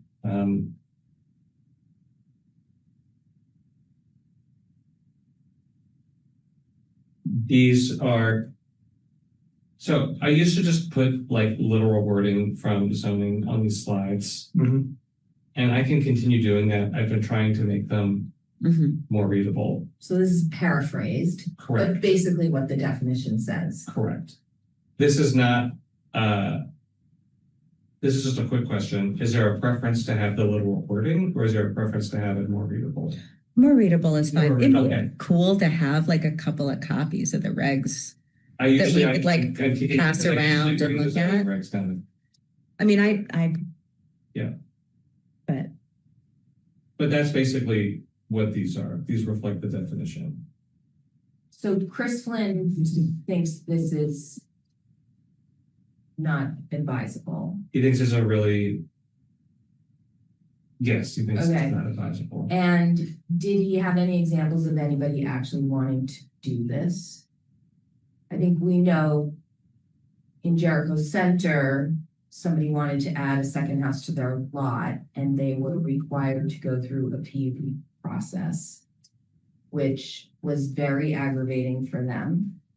And that would no longer be the case because that was a village center location. Do we Correct. know of any other example?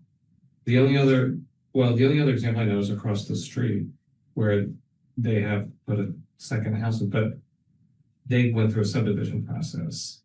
They wound up subdividing. Correct. And that's because they wanted to do it, they didn't want to subdivide. It went through and then you don't know. Don't know why. I just know Okay. that it's an infill housing in a village center. It's like another really good It was an example. ADU. It's not an ADU? I believe they went through a subdivision plan. and it's Subdivision, separate house. I think Yeah. that's what it is. But SJ, you were nodding your head. I mean, I don't know how Yeah. real of an example it is, but I've certainly heard this brought up a couple of times from someone who says that they would like to do it. Don't see why they can't.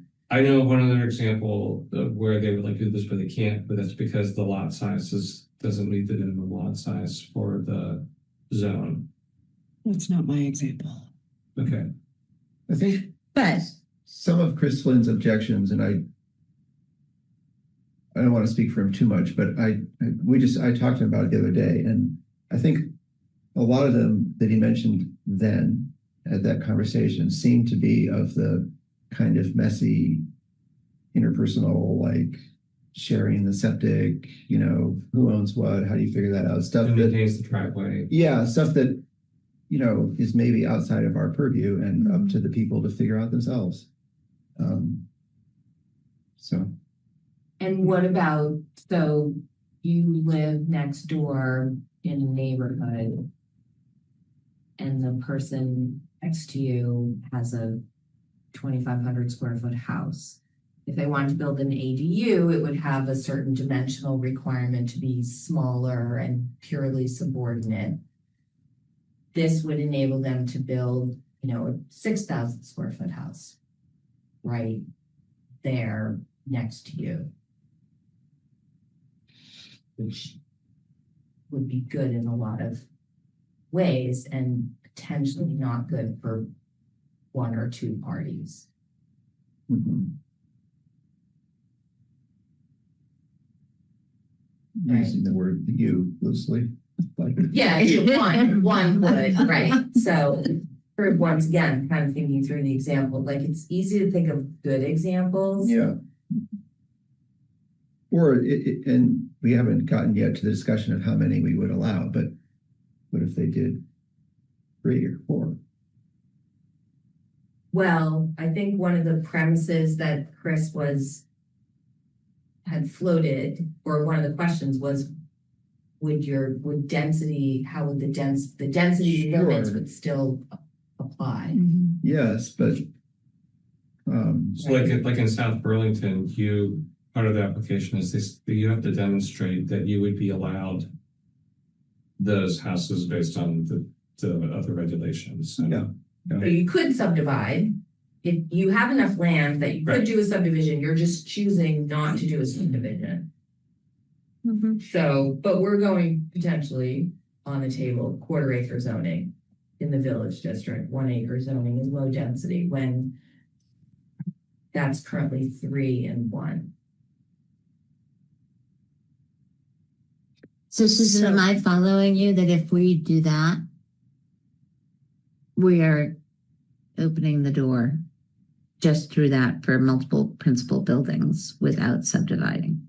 No, we're No, Good, okay. because you No. would, that's still requiring that you're subdividing. It's just that instead of the subdivision requiring bigger lots, You have the the subdivisions can do much smaller lots, which are Mhm. pretty significant changes. Yeah. This is what Wendy has said, like, this is a pretty significant change. We need to make sure our public engagement is Yeah.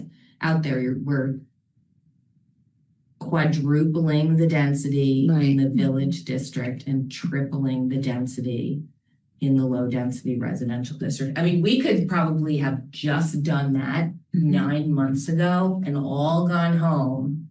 And that I think those two changes will have more consequence of multiplying the housing. But we also have the opportunity to say, you can have more than one principal building, but you can have two or three. Like we still have that opportunity, right? I mean, Mhm. Which you, and what Chris will say is, which you currently can do for borough divisions But you need a through the PUD PUD. in districts other than the village center. Right. Or you build it as an ADU, or you convert your house to a duplex. Or you build another house and you make your current house the ADU. right. There are a lot of, or you do home share. I mean, there are a lot of many less expensive ways to multiply bedrooms. I went into this thinking, oh, this shouldn't be that complicated. And then getting the talking to South Burlington and thinking, oh. And then when I pulled up, like, which is a larger municipality, I don't look at Burlington, Williston, and South Burlington and think, oh, we should do that here. I think they're helpful to see what their experiences are and learn from them. But I don't think they're equivalent, or there's not an equivalency. When I went back and looked at the towns that are more our size, we're all doing the same thing. Like, we're allowing them in a small clustered location, Mhm. instead of still requiring the PUDs and the rest of the stuff the town. And that really changed my. And I think that the situation that we're in calls for us to do something different. Why? It doesn't mean that Jericho has Mhm. to go along that lines, but it's just, I think that like Okay. there is a spectrum there, like, and we are on this end of the spectrum in terms of scale. And also, you know, thinking about what you just said and the impact that some of these changes can have. On the one hand, it feels really big. On the other hand, we all know what it requires to get one more unit, one more bedroom, let alone one more house. And so it you know, I don't think that we're going to be, you know, it's going to be raining housing. No, but I don't know. I'm not, when I first looked at this, I was like, oh, of course, we should definitely do that. No big deal. And then I saw Krista's slides and I was like, that's kind of what I was saying earlier. Like, wow, I didn't really think about it like that. Yeah. And Mhm. the primary obstacle that this removes is the obstacle of doing a subdivision, which I think in Jericho is actually a pretty smooth, quick, and easy process. how much does that Not- cost? Does anybody know? I mean, I went through and summed up the impact fees, and the filing fees, but that doesn't account for, The engineering. yeah. Well, the engineering, Wouldn't that be the same? I mean, I've done a boundary line adjustment, which is considered a minor subdivision, and we did it on a sketch with like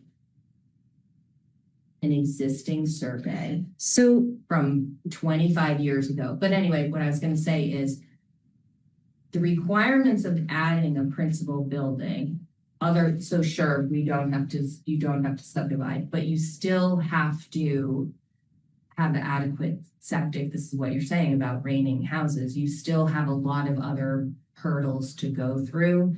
This is removing a hurdle or a potential hurdle of subdivision, which sounds like But it's not you're it's not just like a subdivision application. Like my wealth is tied to the land that I own. I don't necessarily, I may want to provide housing for somebody I know, somebody I don't know, somebody whatever, but maybe I don't want to lose the ownership of the land I mean, there's plenty of reasons why not wanting to subdivide may be something that people are interested in, no matter how if we bake them cookies and make the process as simple as some people may just not want to subdivide.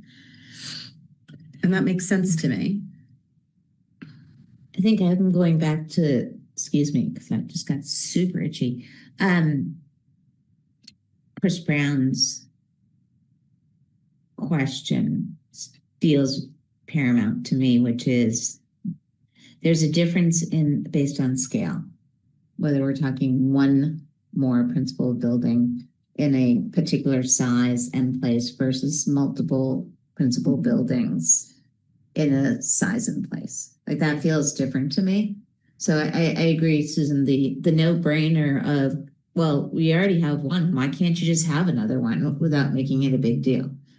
But should there be a differentiation if you want to add 3? Or if there's a differentiation based on place and scale. So, the idea that there could be more than one, sure. Like if we're going to allow, I think the part for me is like, if we have all those categories of things that are not considered principal buildings, and you could conceivably have that whole list in addition to your principal building thing, why couldn't you have the equivalent of all those buildings on your lot also being principal buildings? As long as there's the septic capacity or whatever. In my mind, that makes sense. Like if we're already allowing it, but we're discriminating between additional housing and a farm stand or additional housing and a guest house or additional housing or whatever else was on that list, we shouldn't be making that discrimination. Because if you own 100 acres and you have your house on it, you could potentially do 10 additional principal buildings, have 10 buildings on your 100 acres and not go through the subdivision process. And it would be total sprawl, and we would not get any of the benefits that we want from the PUD major subdivision process. Except that it still undergoes some, it's still, I don't know, I can't find the words anymore, but it was on one of your slides. That's what he was asking though, is like, which of those things? Go back.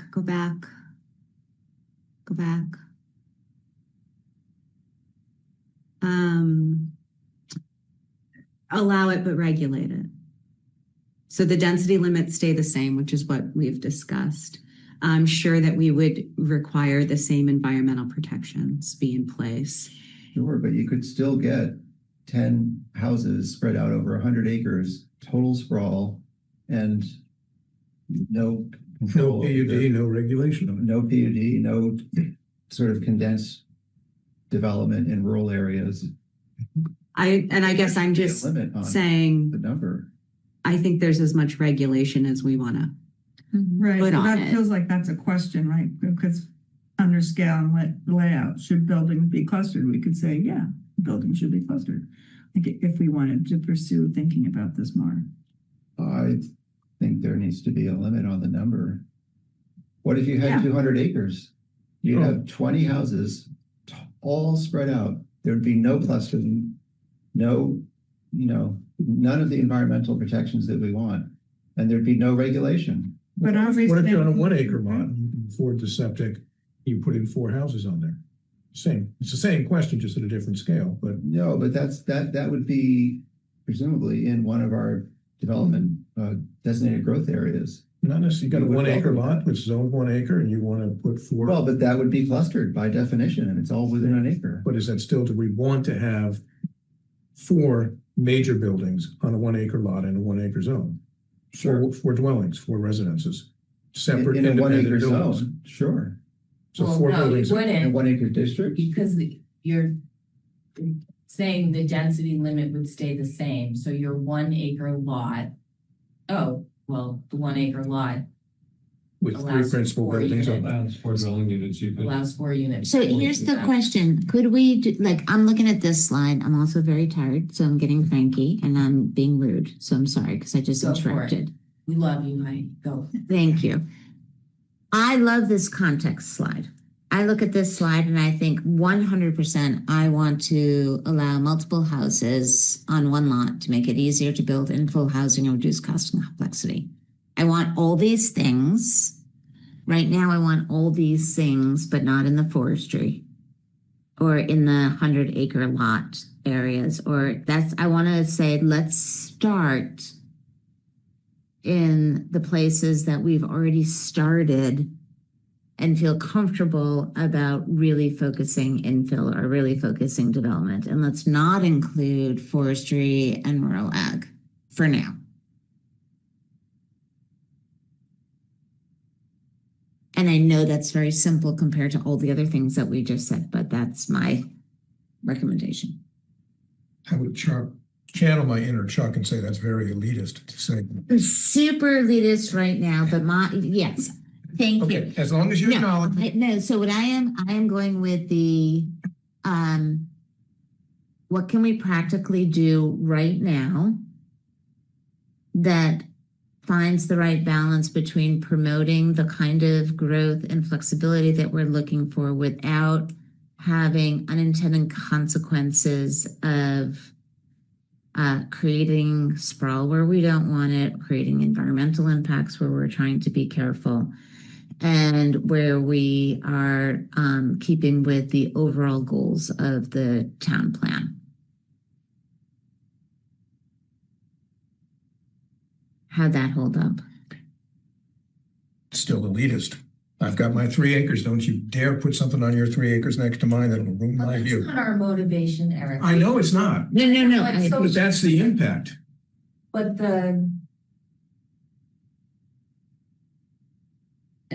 Life happens. yeah, that's not what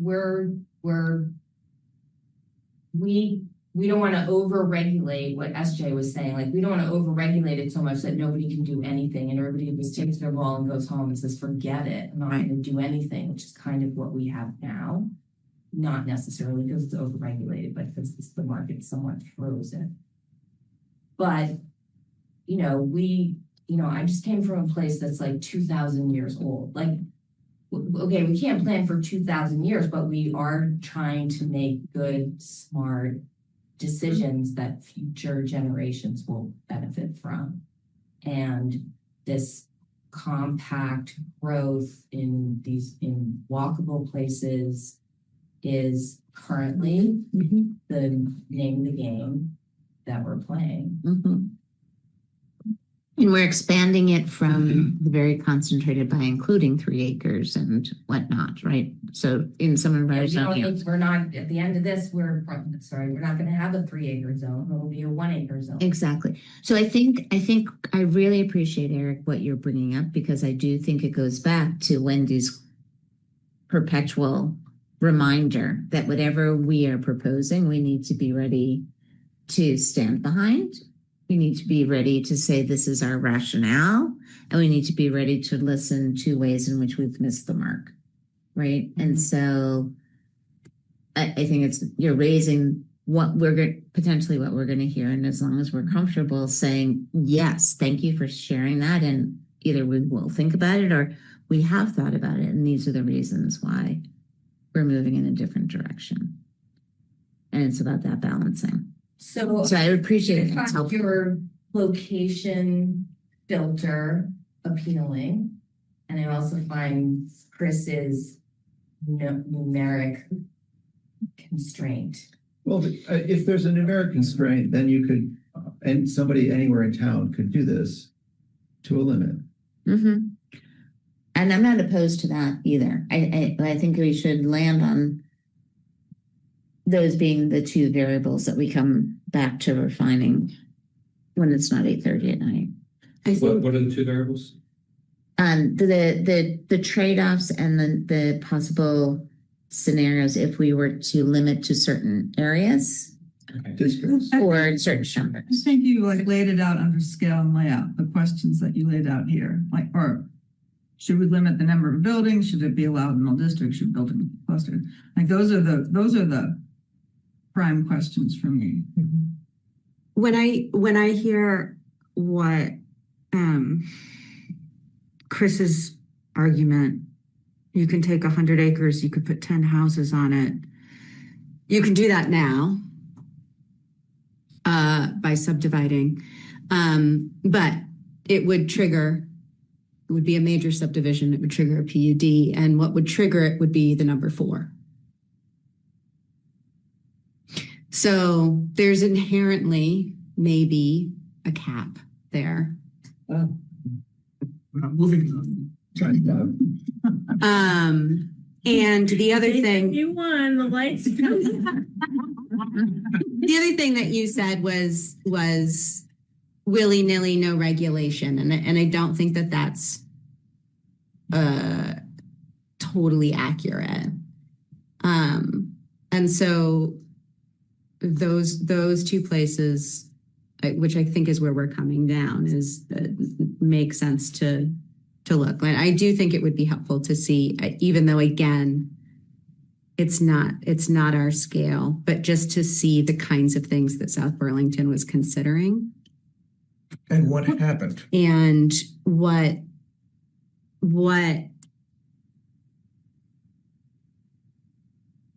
because it's not no regulation. What was Heinsberg? Heinsberg was on your list as a town that had it. Yeah, I think Heinsberg of these towns had the least guidance. Like the other, like in our districts, districts. But Heinsberg is location. It's very clustered in the central village area. Okay. Yeah. But like Westford, South Hero, Georgia, and us, at least in some of our areas, there's a form-based code that's guiding where buildings are being placed. Heinsberg, I saw the least in the section of code that I looked at. Mm-hmm. That doesn't But it mean was just their village growth area. right. I didn't look at their specific, and their village growth area has, I think there are 4 districts that qualify. I didn't go in and look at those 4 districts to see if they had specific standards for them that would be further guiding the growth. Mm-hmm. Like in our village districts, we require principal buildings there's a minimum and maximum setbacks, so they're facing the street. We require at least to have the primary entrance on the street. Like we have some guidance for that. Sabina Reed and Susan. Only that I think in the rural and forestry districts where we maybe don't want to encourage subdivision, that maybe some version of what Chris Brown is suggesting, that we have a cap or, rules. I think it's appropriate to make rules, if we decide to do it everywhere, just have certain ways to apply it in one area and certain ways to apply it in another area, so that you get the benefits in an appropriate way. Because we don't want to force people to subdivide in the large lots. I mean, that's what we've heard, is like, I don't want to have to subdivide. So this might be one way that we can help people find a workaround. Yeah. But we could say, okay, you get 2, you know, and, or, you know, whatever we decide, some way to make it reasonable. I feel like Would it we be have a, appropriate to then say, if you're in rural residential forestry and ag, you can do this, but it has to have a site plan approval, or at least a location approval to make sure you don't have 10 houses, as Chris is saying. all over the What place. it is now by, But it's not a subdivision. It's just, yes, you can do it, but we will approve the building sites for you.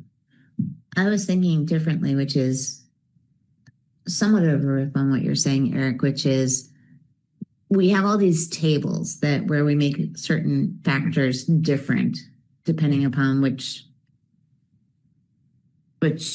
part of town you're in or how it's labeled. So why not add one more column that says number of principal buildings allowed on the lot? And we have a not to exceed statement for each of the different kinds of districts that we have or zoning areas that we have. And just add one more column. And then we can have a combination of the geography and the number, as opposed to arguing, should it be geography, should it be number? We have a way to do both. Good idea. that seem workable, at least for you to think about? Yeah, I mean, I have some ideas of how to associate numbers with other current regulations we have, numbers of buildings. Yeah. So, I do think the by requiring a PUD, in order to have multiple buildings on a lot, we require a PUD, which is what you said at the very beginning. And by requiring a PUD, you address a lot of things. So here's another thing I'm worried about is to recreate many of those things in its own little standalone section. Like if you're in rural ag and you're doing multiple buildings on a lot, you have to cluster, you have to share your driveway, Oh, God, you have to yeah. share your infrastructure. Is like, I'm just seeing our timeline get longer and like, that's going to be another meeting or 2 or 3, like, so that's where requiring the PUD gives you that it's all built in. Mm-hmm. Yeah, I was not assuming, just so that you know. No, but without it, then it says, then You can do whatever you want. kind of, yeah, I was actually kind of recommending do whatever you want, yeah, depending upon how many buildings in a particular area. yeah. So maybe if it's, Assuming that there's still all we still have all the other regulations that currently exist. We're just not adding new ones. yeah, I think shared access, shared driveways. But that's not always the best thing either. Yeah. You know, then you could have a really long driveway instead of 2 short ones. So Yeah. that's stupid. and I would say to work through those issues, that's what a review process with the PUD would, Right. yeah.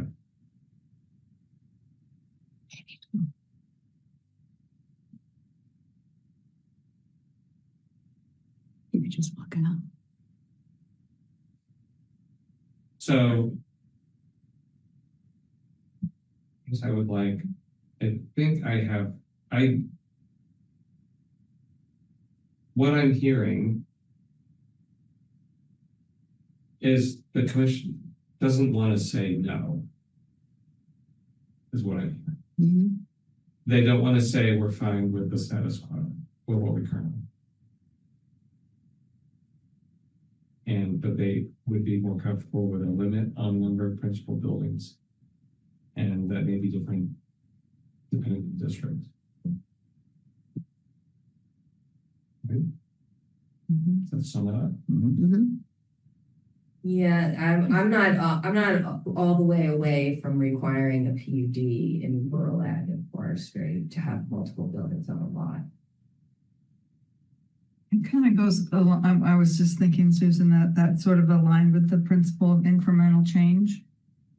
That in some areas of town, we don't feel like it needs a PUD, but at this point, for the reasons that you just described about like adding another 4 meetings while we hash out the details of not having a PUD, that if that's already in process, like that's in place, that's a well-established process. But if it's requires for this round,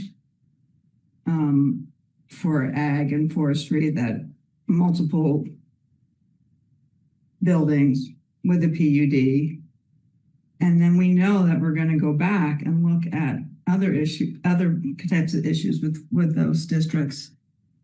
Maybe the next round of our zoning changes then we revisit it at that time. It's not saying no, but it's just putting a known process around it.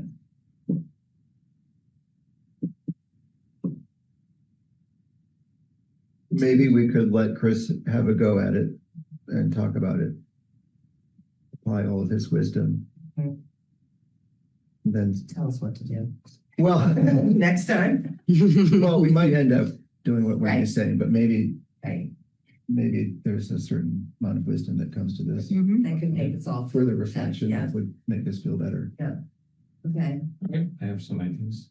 Okay.